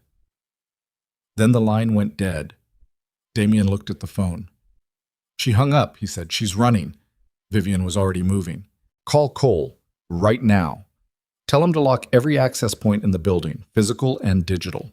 Nobody in or out of the operations systems without his personal authorization." She was in the hallway, pulling her coat from the hook by the door. "And call Marcus. Tell him we need him at the Blackstone building in 40 minutes. Vivian, Damien." She turned. He was standing in the study doorway with the phone in his hand and the look of a man who has been operating on a set of assumptions that have just been removed from underneath him all at once. And she recognized the look because she'd spent the last week feeling a version of it herself. "There's no time. Move." He moved. She was in the car before he'd finished the first call, driving with one hand and her phone in the other, pulling up Priya's number. Priya answered in one ring. "The reserves," Vivian said. "The authorization architecture. Can you install an emergency lockout that overwrites the replicated signature?" "I've been building one for the last 2 hours." Priya's voice had the quality of someone operating well past their normal capacity on adrenaline and competence alone. "I need your biometric confirmation to activate it. Voice print and a 12-digit code." "I'm 20 minutes out." "Drive faster." She drove faster. The city at midnight had the specific emptiness of a place that operates on the assumption that dangerous things only happen in daylight, the streets wide and dark and moving past her windows with the indifferent speed of everything that doesn't know what it's in the middle of. She ran 2 yellow lights and one that had already gone red and came off the highway ramp too fast and straightened the car out with the deliberate correction of someone who has decided that getting there matters more than getting there safely. Her phone rang. "Cole." "The device logs from Marcus," he said, his voice tight. "The Callaway Grand Network. We have a device ID that accessed the internal system the night of the banquet and connected to an external routing point." "Does the device ID trace?" "It does." A pause, and in the pause was the sound of a man deciding how to say something. "Vivian, the device is registered to the Blackstone Operations Network. It's an internal device." "Whose?" Another pause. "It's registered to the advisor, but the registration name is a dummy. It doesn't correspond to any real identity in our system. Whoever he is, he built himself a ghost credential inside our own network." Cole's voice dropped. "Which means he had help from someone with admin-level access to the registration system." "Who has admin-level access?" "3 people. Me, Damien, and—" Cole stopped. "Say it, Cole." "Steph Werner." Steph Werner, who had been in the conference room on Wednesday when Damien laid out the operational crisis. Who had heard everything about the system failures, the locked accounts, the loyalty concerns. Who had been present for the planning of tomorrow's meeting. "Where is Steph right now?" Vivian said. "I don't—" She heard Cole moving, the sound of a chair scraping, footsteps. "His office light is on. He's in the building." "Don't approach him. Don't let him know you have the logs. Lock his system access remotely right now. Do it from your terminal before you take another step." Her voice was precise and flat and left no room for hesitation. "And Cole, the reserves lockout that Priya is building. Make sure Steph Werner's credentials are excluded from the override architecture. Whatever clearances he has, strip them before the lockout activates. On it, she heard typing. Vivian, if Steph is part of this, then we have someone inside the building right now who knows the plan is compromised, which means he's either going to run or he's going to try to push the transfer through before we can stop it. She was pulling into the parking structure now. Find him. Don't confront him. Just find him and tell me where he is. She took the elevator up 3 floors and came through the operations level door at a pace that was not quite running and was not quite walking, and several people looked up from monitoring stations and did the specific double take of people who were not expecting to see her here at this hour and were recalibrating everything accordingly. Priya was at a station in the corner of the financial operations room with 3 screens running and her hair tied back and the look of someone who had not eaten since morning and had stopped noticing. She looked up when Vivian came in and immediately held out a headset. Voice print first, Priya said, then the code. Vivian put on the headset, spoke the confirmation sequence, read the 12-digit code from the slip of paper Priya held up, reading it cleanly and without hesitation, and watched the screen as Priya's fingers moved across the keyboard in response. Lockout activating, Priya said. 40 seconds. What's the status of the reserves? Untouched. The test transfer is still sitting in the shell accounts. They didn't move it back. They were going to let it ride until the main event. Priya watched the progress bar on the center screen. 20 seconds. Vivian's phone buzzed. Cole. Werner's not in his office. Doors open, coats on the chair. System shows he logged out 14 minutes ago. She typed back. Building exits? The response came in seconds. Parking structure camera shows him leaving on foot 6 minutes ago. North exit, gone. Steph Werner had felt the shift. Maybe the remote credential strip, maybe something else. Maybe the simple operational instinct of someone who has spent years reading rooms, and he'd walked out before anyone could stop him. Done, Priya said. Lockout is active. The reserve accounts are sealed. Nobody touches them without a full multi-party authorization sequence that requires you, me, and one other verified signatory. She let out a breath that was almost a word. They can't touch it. Vivian held the wall for a moment with her hand. Just one moment. Then she straightened and moved toward the door. Priya, she stopped. You did good work tonight. Priya looked at her with the exhausted directness of someone too tired for anything except the true thing. Don't let it go to waste, she said. Marcus Hale arrived at the Blackstone building at 12:52 in the morning, and behind him came René Delacroix, which Vivian had not been expecting, and behind René came 2 of his captains, who waited in the lobby while René came upstairs, and the presence of the Delacroix organization in this building at this hour was its own kind of statement about how far the situation had traveled from a dinner table in a single week. Damien was already in the conference room. He'd arrived 15 minutes after Vivian, and she had not gone to greet him, and he had not sought her out, and that distance had held, functional and necessary, while the room filled with the people who needed to be in it.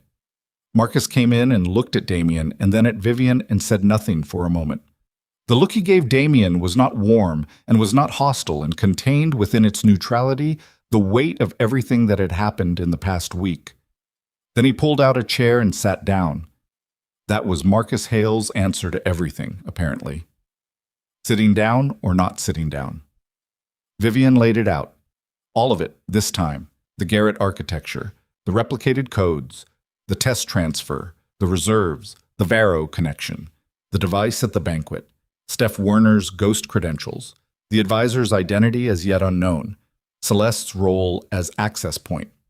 She laid it out in the specific order that made the structure of it visible, the way you might diagram something so that the people looking at it can see both the shape of the thing and the holes in it simultaneously.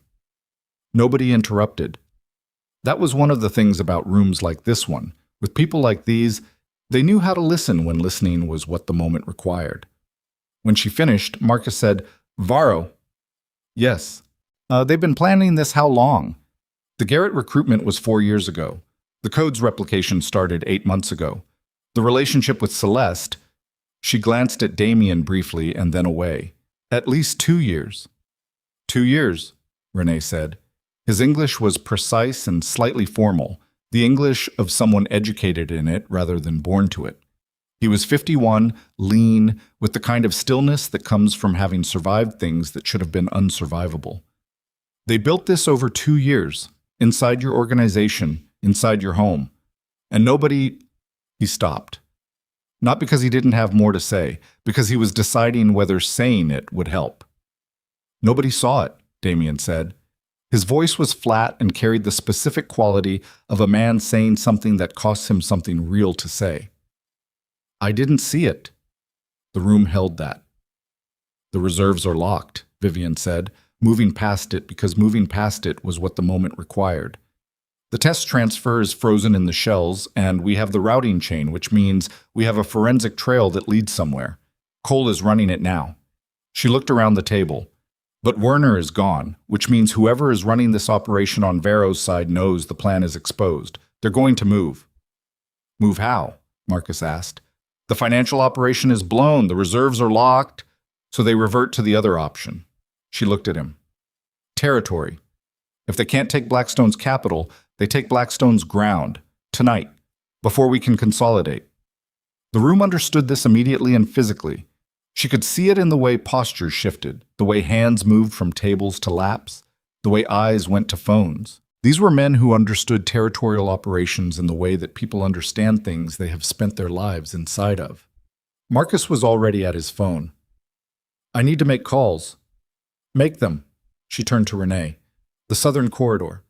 Vero has no established presence there, but if they move tonight, they're going to want to close the route between our territories before we can coordinate. I have people in position, Renee said simply.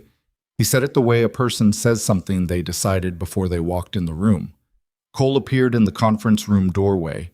His face was doing something that Vivian read before he said anything, the specific configuration of a person who has found something they were looking for and does not entirely know what to do with having found it. The routing chain on the test transfer, he said. We traced it. How far? Vivian asked. All the way. He came into the room, closed the door, looked at Damien for a moment, then at Vivian. The terminal point is an account structure registered to a holding company in 3 layers of offshore incorporation. We broke through 2 of the layers. He stopped. Cole, Vivian said. The base registration, he said. It comes back to a name. He looked at Damien. Harrington. The name hit the room like something dropped from a height. The Harrington account. Celeste Rowan's original consulting engagement. The business relationship that Damien had described, standing in the banquet hall a week ago as the reason Celeste was present. The legitimate professional context that had provided her access to the Blackstone structure, to Garrett's introduction, to 2 years of accumulated positioning. Harrington wasn't a client. Harrington was the operation. The Harrington account has been a front, Damien said. Not a question. For 2 years, Cole confirmed. We're still breaking through the 3rd incorporation layer, but the structure is consistent with Vero's financial architecture, same pattern they use for their legitimate holdings. He looked at Vivian. They didn't come in through Vero. They came in through Harrington, which we invited in, which means legally and structurally they have documentation showing a business relationship with Blackstone that predates any hostile action. They built a paper trail, Vivian said. A good one. If this goes anywhere near a legal proceeding, they have documentation showing they were a legitimate consulting client whose relationship with the organization was managed through authorized channels. Cole's voice was tight. It's a cover, but it's a professional-grade cover. Vivian thought about this for exactly the time it deserved, which was about 8 seconds, and then said, Where is the advisor right now? The person Celeste introduced to Damien. Do we have anything? Working on it. The ghost credential gives us a device signature. We're running it against network logs across the city. Cole's phone buzzed. He looked at it. His expression changed. We have a location ping. The device is active. He looked up. Warehouse District, Eastern Waterfront. The Eastern Waterfront. Warehouse 7. Where 3 trucks had been sitting idle 4 days ago when the Meridian shipment first stalled. Where Briggs had explained, over cold coffee, what a secondary clearance protocol was and whose codes ran it. He's not running, Vivian said. No, Cole agreed. He's not. He's consolidating. He knows the financial operation is blown. He's moving to the contingency, the territorial play, and he's coordinating from a location he's already been using, She looked at Marcus. Who do we have in the warehouse district right now? 4 teams, Marcus said, the phone still at his ear.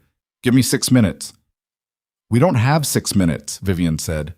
She looked at Damien. He was already on his feet, and the look on his face was something she hadn't seen in a very long time. Not the performed authority, not the managed composure, but the actual thing underneath it.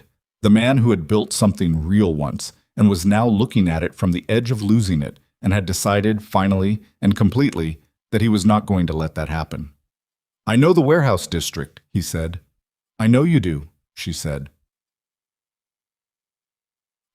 They went in 3 cars, Damien's security, Marcus's 2 men, Cole riding with Vivian because she needed someone in the car who could run the technical trace in real time, and Cole was the only person in the building who could do that without slowing her down. The drive to the waterfront was 11 minutes. Cole ran the device trace on his laptop the whole way, the screen's light blue and cold in the dark of the car, his fingers moving with the specific urgency of someone who has been awake too long and is running on the fuel of understanding that stopping is not an option. Still active, he said. Same location, Building C, 3rd floor. That's the old import office space. They retrofitted it 3 years ago. Who owns the building? Cole typed. Paused. Nominally a property management company, but the management company... He stopped. Cole. The management company is a subsidiary of the Harrington Group. Of course it was. They'd been building infrastructure in Blackstone's operational geography for 2 years, hiding it in plain sight behind business relationships and consulting contracts and a woman at a banquet in a chair that had never been hers.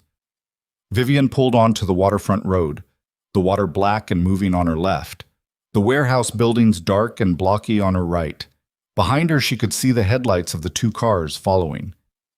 There, Cole said. 3rd building from the end, a single light in a 3rd-floor window. The rest of the structure was dark. She stopped the car 50 yards short of the building entrance. Damien's car pulled up alongside. His window came down. How many people does the device trace suggest? He asked. The network traffic is consistent with 3 to 5 devices active in the building, Cole said. But that's a lower bound. People who know what they're doing run dark. Damien looked at Vivian. We go in, she said. Not to fight, to talk. They may not want to talk. They will when they understand that the financial operation is gone and the territorial play is being cut off in real time. She held his eyes. Whoever the advisor is, he's a professional. Professionals cut losses. We go in, we establish the situation, we give him a clear picture of what's already happened and what happens next if this continues. She paused. And we do it before Vero gets coordinates and sends something heavier than an advisor. Damien looked at her for a moment. Then he nodded, once, and got out of the car. They went through the building's side entrance, which was unlocked in a way that meant it had been left unlocked deliberately. The lock disabled, the door sitting barely open, which was either an invitation or a trap, and the only way to know which was to go in. Marcus's 2 men went first with the specific, efficient caution of people who have done this before, and then Damien, and then Vivian, and Cole waited in the car because Cole was not a person built for warehouses in the middle of the night, and everyone, including Cole, understood this.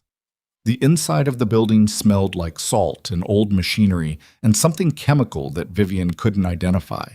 The 1st and 2nd floors were dark. Not the empty dark of unused space, but the inhabited dark of space someone has deliberately cleared, the kind of nothing that has been arranged. Their footsteps on the concrete stairs were loud, regardless of how carefully they placed their feet, because concrete stairs always broadcast weight. The 3rd floor door was open. Light from inside, the specific flat light of portable work lamps, 3 or 4 of them arranged to illuminate the center of the room while leaving the edges in shadow. The space had been set up as a temporary operations center. A folding table with 3 laptops, a rack of communications equipment, maps that had been printed and pinned to a portable board. Professional equipment, the kind that can be deployed and broken down in 40 minutes. 3 people in the room. 2 men Vivian didn't recognize standing near the equipment, and 1 man sitting at the table, who looked up when they came through the door with the unhurried expression of someone who had known they were coming and had decided how to receive them. He was 55, perhaps 60, compact, economical in his movements, with the weathered quality of someone who has spent a great deal of time in rooms exactly like this one. He wore a plain jacket and had reading glasses pushed up on his forehead, and his hands were flat on the table in the posture of someone communicating, consciously, that they are not reaching for anything. "Mr. Voss," he said. He looked at Vivian. "Mrs. Ashcroft." The way he said her name, her actual name, not her married one, the name she'd been born with, and told her he'd been studying her for a long time. "You know who I am," the man said. Not a question. "Not specifically," Vivian said, "but I know what you are, and I know who you work for, and I know that the operation you've been running for the past 2 years is finished." She moved to the center of the room. She did not look at the two men near the equipment, not directly, but she was aware of them the way you are aware of a sound you can't quite locate. "The reserves are locked. The routing chain on the test transfer is in our possession. The Harrington Incorporation structure has been broken through to the base registration. Steph Werner is gone, which means your internal access is gone." She held his eyes. "And the Delacroix organization is currently in communication with every affiliate in the Southern Corridor." The man at the table listened to this with the same absence of expression with which he'd looked up when they entered. Then he said, "You moved fast." "I had a head start," she said. "You built your plan around Damien's decision-making. You didn't account for the possibility that he'd tell me the truth." Something shifted in the man's face. Not much, just enough. "No," he said. "I didn't account for that." "Your name," Damien said. His voice had the flat quality of someone exercising restraint. "Mercer," the man said. "That's sufficient." "Mercer." Damien looked at him steadily. "How long have you been running operations for Varro?" "Long enough." He picked up a pen from the table, set it down again. Not nervousness, just the habit of someone accustomed to having something in their hands. "Long enough to know that what we built here was solid. It should have worked." He glanced at Vivian. "It would have worked." "Against a different organization," Vivian said. "Against the organization I was studying 2 years ago, yes." His eyes stayed on her. "You've changed the structure significantly. Most of the changes don't appear in any document or system record. They exist because of how people relate to you." A pause. "That was the variable I couldn't fully account for." "People," Vivian said. "Loyalty that doesn't come from fear," Mercer said. "It's rarer than you'd think, harder to map. When your authorization architecture stopped responding to our replica codes, I knew immediately it wasn't a technical failure. The codes were perfect. I watched Garrett build them. The failure was that you had people watching for anomalies who didn't watch for the organization. They watched for you." The room was very still. "Priya," Vivian said, "your financial operations manager ran 3 independent verification checks on those authorization signatures over the past 6 months that weren't in any documented protocol. She built them herself, because she didn't trust anything that came through those accounts unless she could verify it personally." Mercer's voice carried something that was not admiration exactly, but was in the neighborhood of it. "That's not a system. That's a person who trusts you." Damien made a sound, not a word. The sound a person makes when they are understanding something. One of the men near the equipment moved. Just a shift of weight, just a repositioning, but Marcus's man on the left side of the room was already oriented toward it before it completed, and the repositioning stopped. "The 2 of you are going to walk out of here," Vivian said to Mercer. "You and your people. Tonight. The equipment, the documentation, you leave it. We need the routing architecture to complete the forensic trail, and we need the communications logs." She held his eyes. "What we get from those logs determines what happens next for Varro. How much of this was planned? Who authorized it? How far back the institutional decision goes?" She paused. "Or you can make this difficult, and we can have a different kind of conversation about what happens to the people Varro has left exposed in this city." Mercer looked at her for a long moment. His hands were still flat on the table. "You're not going to offer me anything. I'm offering you the ability to walk out of a building," she said, "which is better than the alternative." "And Celeste?" The question was asked without inflection, but it contained something, not sentimentality, but the professional acknowledgement of an asset whose situation had become complicated. Celeste Rowan is not my concern tonight, Vivian said. She made her choices. So did Steph Werner. She held his gaze. So did you. Mercer looked at her for another moment. Then he looked at Damien, and the look was the look of one professional to another, the kind of look that passes between people who have spent their lives in the same type of work, even if they've spent it on opposite sides. You almost lost everything, Mercer said to Damien. Not cruel, just factual. I know, Damien said. The banquet. That was real? That wasn't staged? Damien's jaw tightened. It was real. Then we almost had it. Mercer stood from the table slowly. He didn't make any signal to his people, but they began moving, the quiet professional movement of people disengaging from a position. If you hadn't talked to her, but he did, Vivian said. Mercer nodded once, looked at her with an expression she couldn't entirely read and didn't try to. Next time, he said, build better walls. I don't build walls, she said. I build people. He almost smiled. Then he moved towards the door, and his people moved with him, and Marcus's men held position until they were through the door, and the sound of their footsteps had descended the concrete stairs and diminished, and then the room held the three of them, Damien, Vivian, Marcus, in the flat light of the portable work lamps with the maps on the board and the laptop still open and the accumulated weight of everything the past week had cost sitting in the air between them. Marcus moved to the table, looked at the laptops, the communications equipment. Cole's going to need to see all of this. I'll call him up, Damien said. He stepped away from the center of the room to make the call, and in the moment he stepped away, Marcus looked at Vivian with the eyes of a man who has seen a great many things and has developed, through seeing them, the specific gift of knowing which ones matter. You didn't have to come in with him, Marcus said quietly. Tonight. You could have run the whole thing from the building. I know, she said. Why didn't you? She thought about it honestly, which was the only way she knew how to think about things. She thought about the chair, about the walk across the banquet hall floor, about the drive to the apartment and the tea she'd made because her hands needed something to do, about 9 years and 11 nodes and the 22 agreements and all the quiet work that had never been seen until the moment its absence made it visible. Because it was always both of ours, she said finally. Whatever comes next, it has to start from that being true. Marcus looked at her for a moment. Then he nodded and pulled out a chair and sat down at the table to wait for Cole. Damien came back into the center of the room. He stood across from Vivian in the flat light, and he looked at her with the face she'd seen in the study. Stripped of the performance, the authority as surface, the careful management of how he was seen.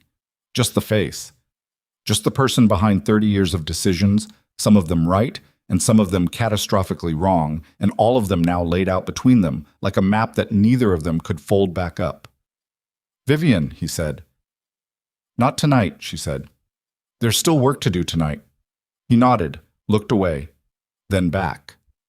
After. After, she agreed. And Cole came through the door with his laptop and his cold efficiency, and the work of understanding exactly what Mercer had built and how far it had reached began in earnest. And outside the warehouse windows, the city moved through its own dark business, without knowing that somewhere on the third floor of a building on the eastern waterfront, the shape of the next thing was being determined by the people who had almost lost everything and had not, and by the woman who had made sure they hadn't, and by the particular and unglamorous work of beginning to figure out what comes after the fire has been put out, and you are standing in the smoke of everything that burned, and you have to decide in the ash of it what you are going to build next, and whether what you build is going to be worth the cost of having survived. The forensic work took until dawn. Cole sat at the folding table in the warehouse for 4 hours with his laptop and the equipment Mercer had left behind, and Vivian sat across from him for most of those 4 hours. And together they mapped the full architecture of what had been built inside Blackstone over 2 years, with the careful patience of people disassembling something dangerous, not quickly, because quickly meant missing something, and missing something meant it could be used again. What they found was more extensive than even Vivian had calculated. The Harrington front had not been the only point of entry.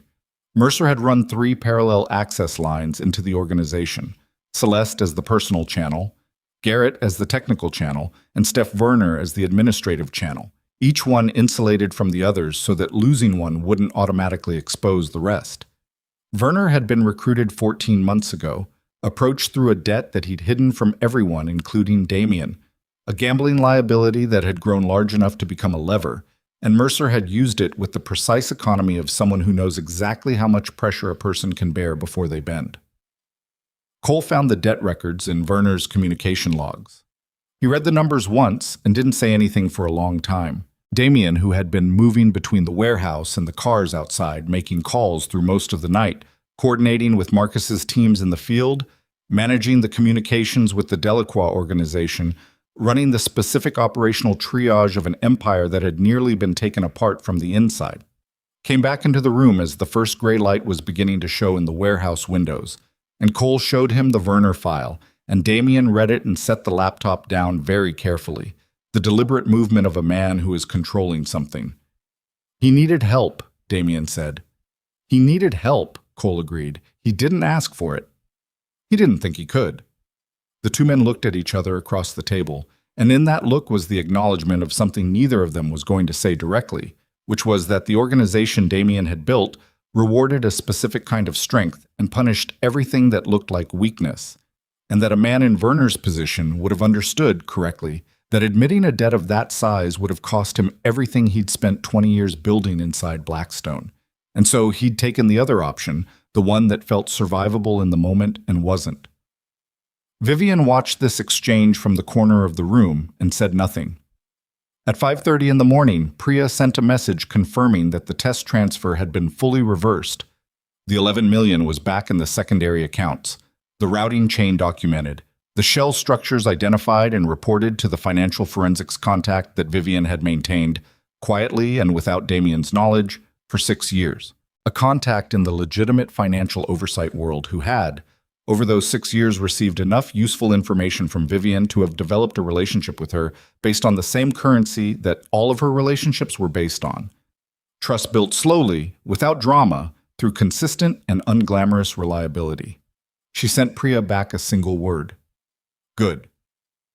Then she walked out of the warehouse and stood on the waterfront in the cold morning air and looked at the water, which was dark gray going lighter at the horizon. The city on the far shore still mostly dark with a few early lights beginning to show.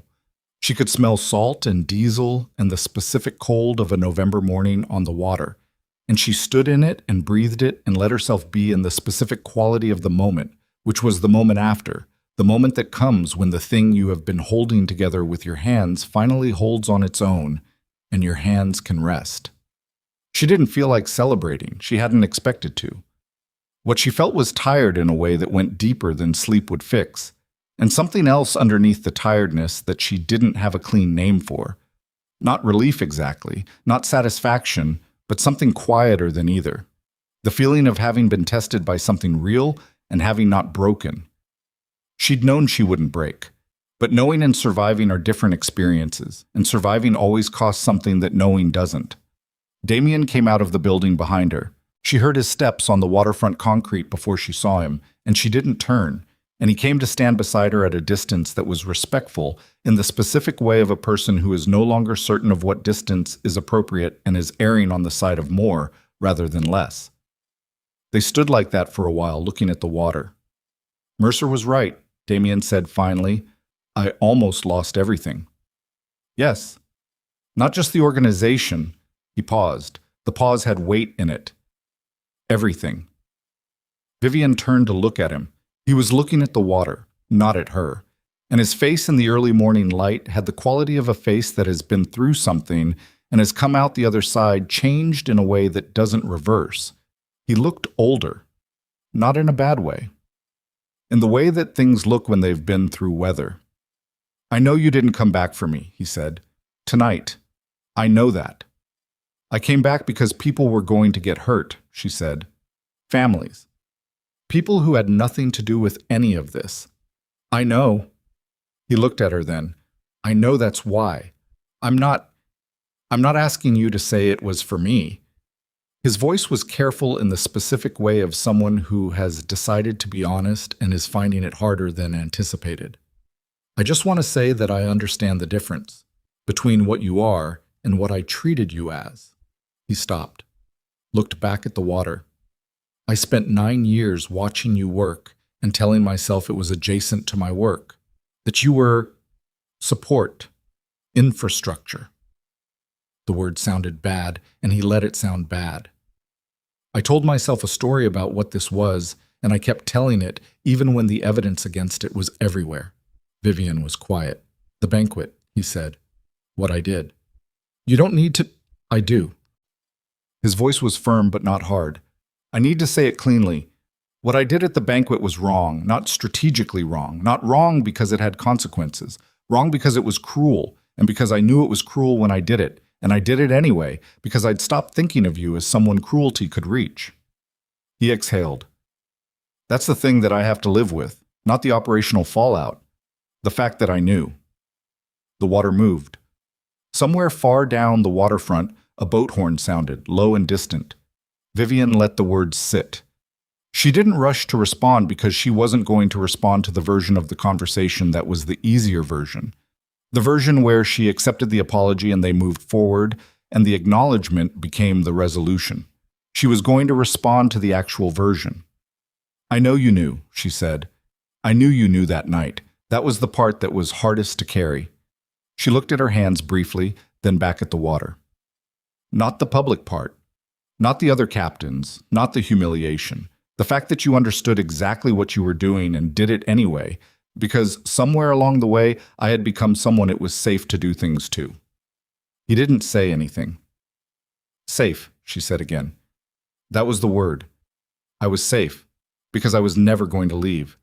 Because I had built too much here, invested too much, was too embedded in too many things to simply walk away. And somewhere, I don't know when, I don't know how, that became permission instead of trust. She turned to look at him. That's what I've been sitting with all week, not anger, the question of how I let myself become safe. Damien looked at her with a face that had nothing performed in it. What do you want? He asked. Not what the organization needs, not what happens next. What do you want? It was, she realized, possibly the first time he had asked her that question directly. In 9 years. The first time the question had been about her specifically, without the organization as its frame or his needs as its implicit context. Just the question, plain, in the cold morning air. She thought about it honestly. I want to stop, she said. I want this to be the last time I hold something together from the inside without anyone knowing I'm doing it. I want what I actually built to be. Visible, acknowledged, and I want the organization to become something that doesn't require what it's been requiring from the people inside it. She paused. That's what I want. I don't want to run it. I don't want the chair. I want it to be something different so that the next person who does what I did doesn't have to do it invisibly. Damien held her eyes. That's a restructuring. Yes, she said. It is. Heat. The meeting happened 3 days later. Not at the Blackstone building, at the Callaway Grand, because Vivian had chosen it deliberately, because she believed that the place where something broke was the right place to determine what came after the breaking, and because every captain who walked through those doors would feel the weight of the choice being made in the room where the previous choice had been made badly. 26 captains attended. The Delacroix organization sent Renee and his senior lieutenant. Lena Marchetti came herself, which was its own statement, the first time she had sat formally at a table with the full Blackstone Council, the first time the organization had extended that acknowledgement.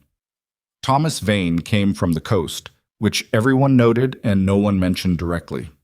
Vivian sat at the table, not at the right hand of the head seat, at a chair in the middle of the long side, equidistant from both ends, which was also a choice, and which the assembled captains read the way they read everything, carefully, completely, without showing that they were reading it. She had spent the 3 days between the warehouse and this room in a series of meetings that she would not have described as negotiation because they were something quieter than negotiation. Conversations. The kind she'd been having for 9 years, except that now they were visible. Cole sat in on 3 of them, Marcus on 2, Renee on one that lasted 4 hours and involved a great deal of coffee and the particular stubbornness of 2 people who both happened to be right about different aspects of the same problem. What emerged from those conversations was a proposal. 31 pages, which Priya had formatted and which Vivian had read 3 times to make sure every word was what she meant. a proposal for the restructuring of the Blackstone organization from a hierarchical criminal syndicate into a legitimate international logistics corporation. The infrastructure was already partially there: the legitimate holdings, the freight networks, the financial architecture, with a board structure and a compliance framework and an exit pathway for every captain who chose to take it, and a clear transition timeline, and a legal team that Vivian had quietly assembled over the preceding 72 hours by calling in favors from people she had been cultivating for exactly this possibility for years. She presented it herself. Standing, which she hadn't planned but which felt right when she was in the room and felt the weight of 30-something pairs of eyes. She spoke for 40 minutes. She laid out the logistics. She laid out the risks. She laid out the timeline and the financial modeling and the territories and the transition pathways. She was not inspiring. She was not rhetorical. She was specific and careful. And she told the truth about the parts that would be difficult and didn't soften them. And she answered questions directly and said, I don't know when she didn't know, and we would need to resolve that in the second phase when something required more work. When she finished, the room was quiet for a long moment. Marcus spoke first. I'm in. Renee nodded. The southern corridor comes with me. Lena said, the port network transitions cleanly. I've been waiting for someone to make this argument for 4 years. And then, one by one, around the table, the captains indicated their positions, and by the time it had gone all the way around, 22 of the 26 had given some form of assent, ranging from Marcus's flat declaration to a younger captain named Torres, who said he had questions and wanted 60 days to review the financials, and Vivian said 60 days was entirely reasonable and meant it.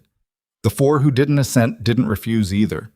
They were quiet, which was its own answer, and which Vivian respected because she understood that not every person moves at the same speed, and that the measure of a real restructuring wasn't how fast everyone agreed, but whether what you built was solid enough to still be standing when the slower people arrived. Damien spoke last. He stood at the head of the table, which was where he had always stood, and he looked at the room with the face of a man who has done a great deal of thinking in 3 days and has arrived somewhere he did not expect to arrive. The Blackstone Syndicate, he said, was built by my father and by Thomas Vane and by the people in this room and the people who came before you. It was built through things I'm not proud of and through things I am, and I have spent 30 years believing that my job was to protect it exactly as it was. He paused. I was wrong about that. What my job actually was, what it always should have been, was to protect the people inside it. And I failed at that job. He looked at the table, then back up. This proposal is right. It's the right direction, and it's the right time, and it comes from the right person, and I am formally supporting it and formally removing myself from the operational leadership of the transition. He looked at Vivian. Because the person who should lead the transition is the person who built the organization that actually held. And that wasn't me. The room was very still. Thomas Vane, from the far end of the table, made a sound that was not quite a word and was not quite anything else, and his face had the look of a man who has lived long enough to be surprised by very few things and has just been surprised. Vivian looked at Damien for a moment. Then she said, the board will be co-structured. No single person leads the transition. She held his eyes. That's the whole point. He nodded and sat down. Told. The legal proceedings around Mercer and the Vero operation took months and were not simple, and were handled through channels that Vivian had spent years constructing precisely for the eventuality of something like this: the relationship with the financial oversight contact, 2 other connections in regulatory structures that had been maintained with the same quiet regularity as everything else she maintained. Mercer cooperated, eventually, because the forensic documentation that Cole and Priya had assembled left him a very specific set of options, and cooperation was the most survivable one. The Vero organization faced consequences that were largely financial and structural, and that significantly curtailed their territorial ambitions for the following several years. None of this appeared in any newspaper. It wasn't that kind of case. Steph Werner turned himself in 11 days after the night at the warehouse.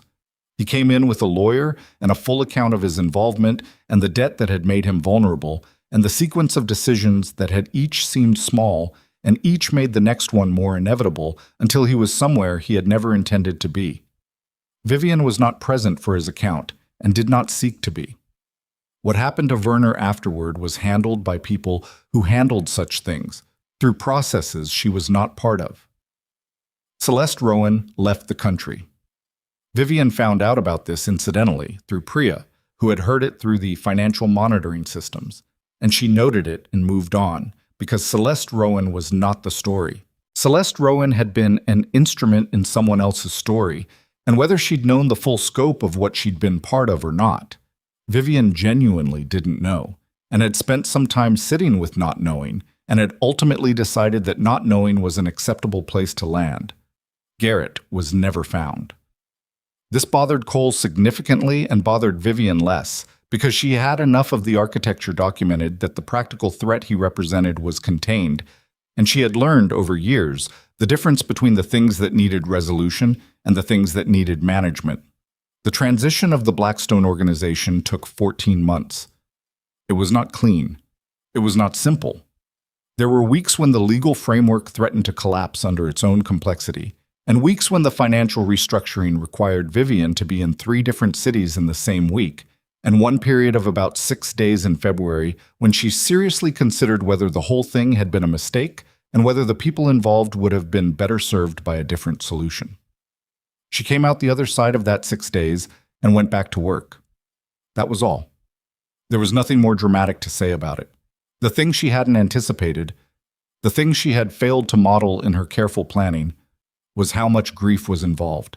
Not grief for the syndicate, not nostalgia for the criminal structure, but a more complicated grief that had to do with the ending of something she'd built with her hands. The closing of a chapter that had cost her so much that she hadn't fully understood the cost until she was on the other side of paying it. You don't get those years back.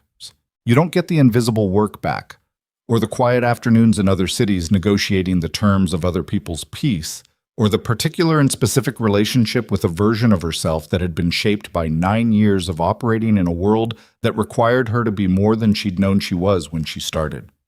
She grieved for that self, briefly and privately, the way she did most things that mattered to her. And then she kept working. Bob, the restructured organization's first board meeting was held in March, in a glass-walled conference room in a building in the financial district that had no history and no ghosts, and smelled like new carpet and expensive coffee. The board had 11 members. Vivian sat at the table as the transition director.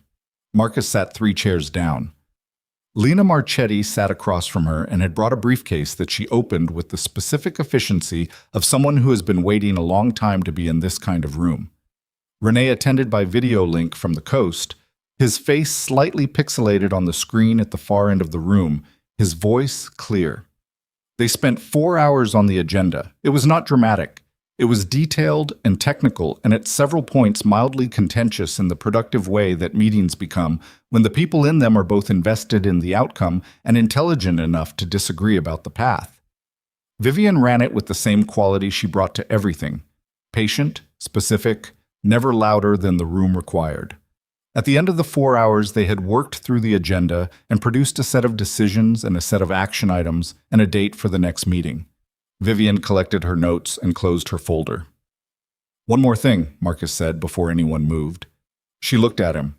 He reached into the breast pocket of his jacket and produced an envelope, unsealed, and placed it on the table and slid it toward her. She picked it up. Inside was a card, handwritten in Marcus's cramped, deliberate script. She read it, set it face down on the table. "What does it say?" Lena asked, with the directness of someone who has concluded that certain social conventions are inefficient. Marcus answered before Vivian could. "It says that the board formally acknowledges the 9 years of operational work that made this organization survivable, and that the acknowledgement is late, and that late acknowledgement is better than none." He held Vivian's eyes. "And it says that Catherine's knee held through the whole winter. She ran a 5K last month." Something happened in Vivian's face, brief and genuine and not performed. "Tell her I'm glad," she said. She put the card in her bag. Stood. The rest of the board began gathering their things, the small sounds of a meeting ending, chairs shifting, phones retrieved. Vivian walked to the window. The city was gray and bright below, the water visible between the buildings, the same water she'd looked at from the waterfront at dawn the morning after everything. It looked different in daylight. It looked like what it was. Ordinary water, moving the way water moves, indifferent to the human decisions being made on its shore. She heard someone come to stand beside her. She knew the weight of the footsteps. The sovereign banquet, Thomas Vane said. He had come to the board meeting in a car driven by someone else, had sat through 4 hours with the patient attention of a man who has outlasted a great many things and has stopped being impatient as a result. The families are asking about it, whether it continues. It should continue, Vivian said. In what form? She thought about the room, the walnut table, the 31 chairs, the chair that had never been counted in those 31 because it had been set apart, made special, made into a statement about hierarchy and value, and whose presence at the table meant more than whose. 32 chairs this time, she said. Equal spacing, no head, no right hand, just the table. Thomas was quiet for a moment. And the seat that was yours? It was never mine, she said. That was always the problem with it. It was a symbol, not a seat. Remove the symbol, you're left with a chair. She looked at the window. A chair is just somewhere to sit. Thomas made the sound he'd made at the board table, the one that wasn't quite a word. In this light, and at this distance from everything they'd been through, it sounded like satisfaction, or something close enough to it. You could have taken it, he said. After everything. You had enough. The captains would have seated you.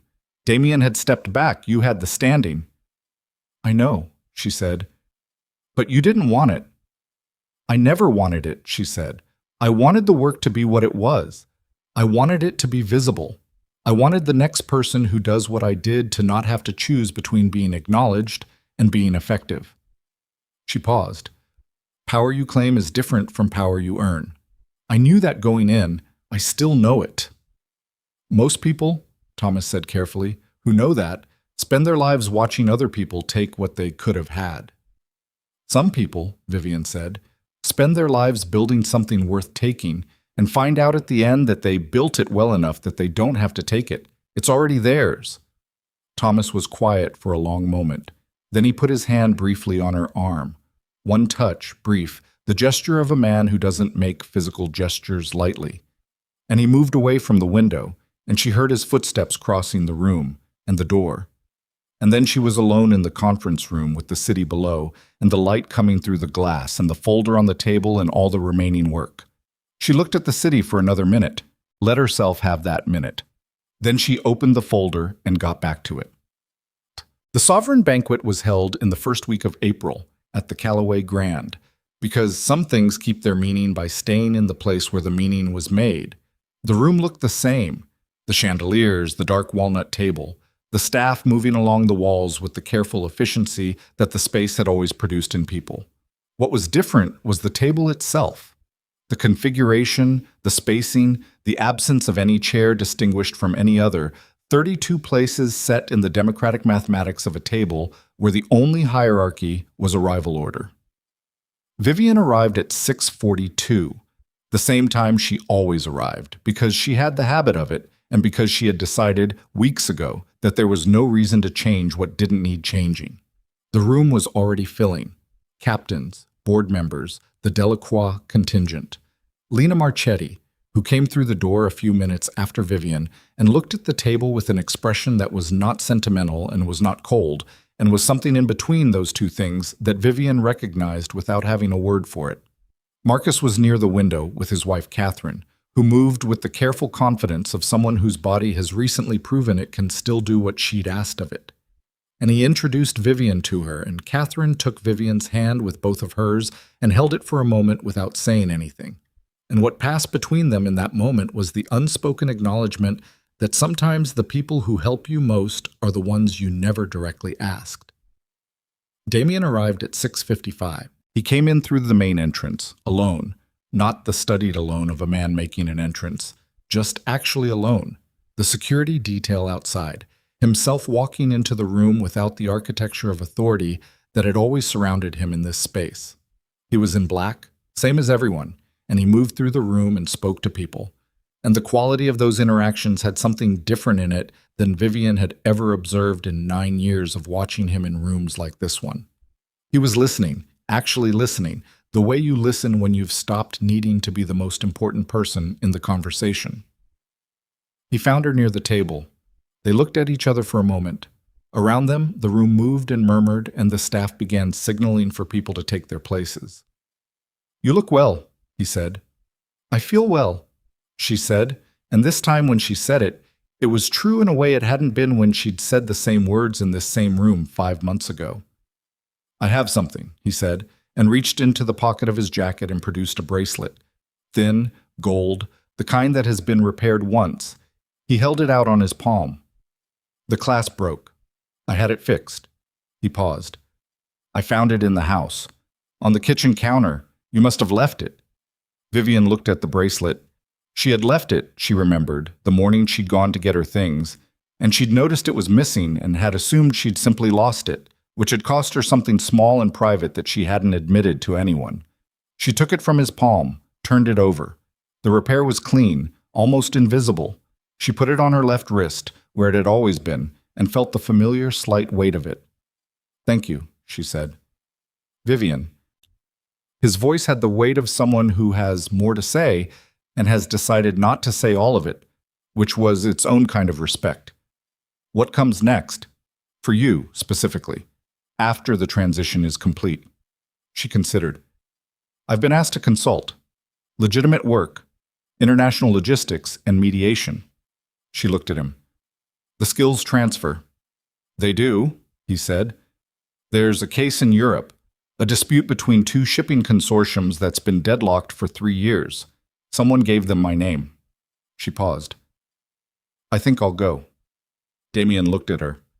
He processed this with the specific quality of someone absorbing the final shape of a thing they'd known was coming.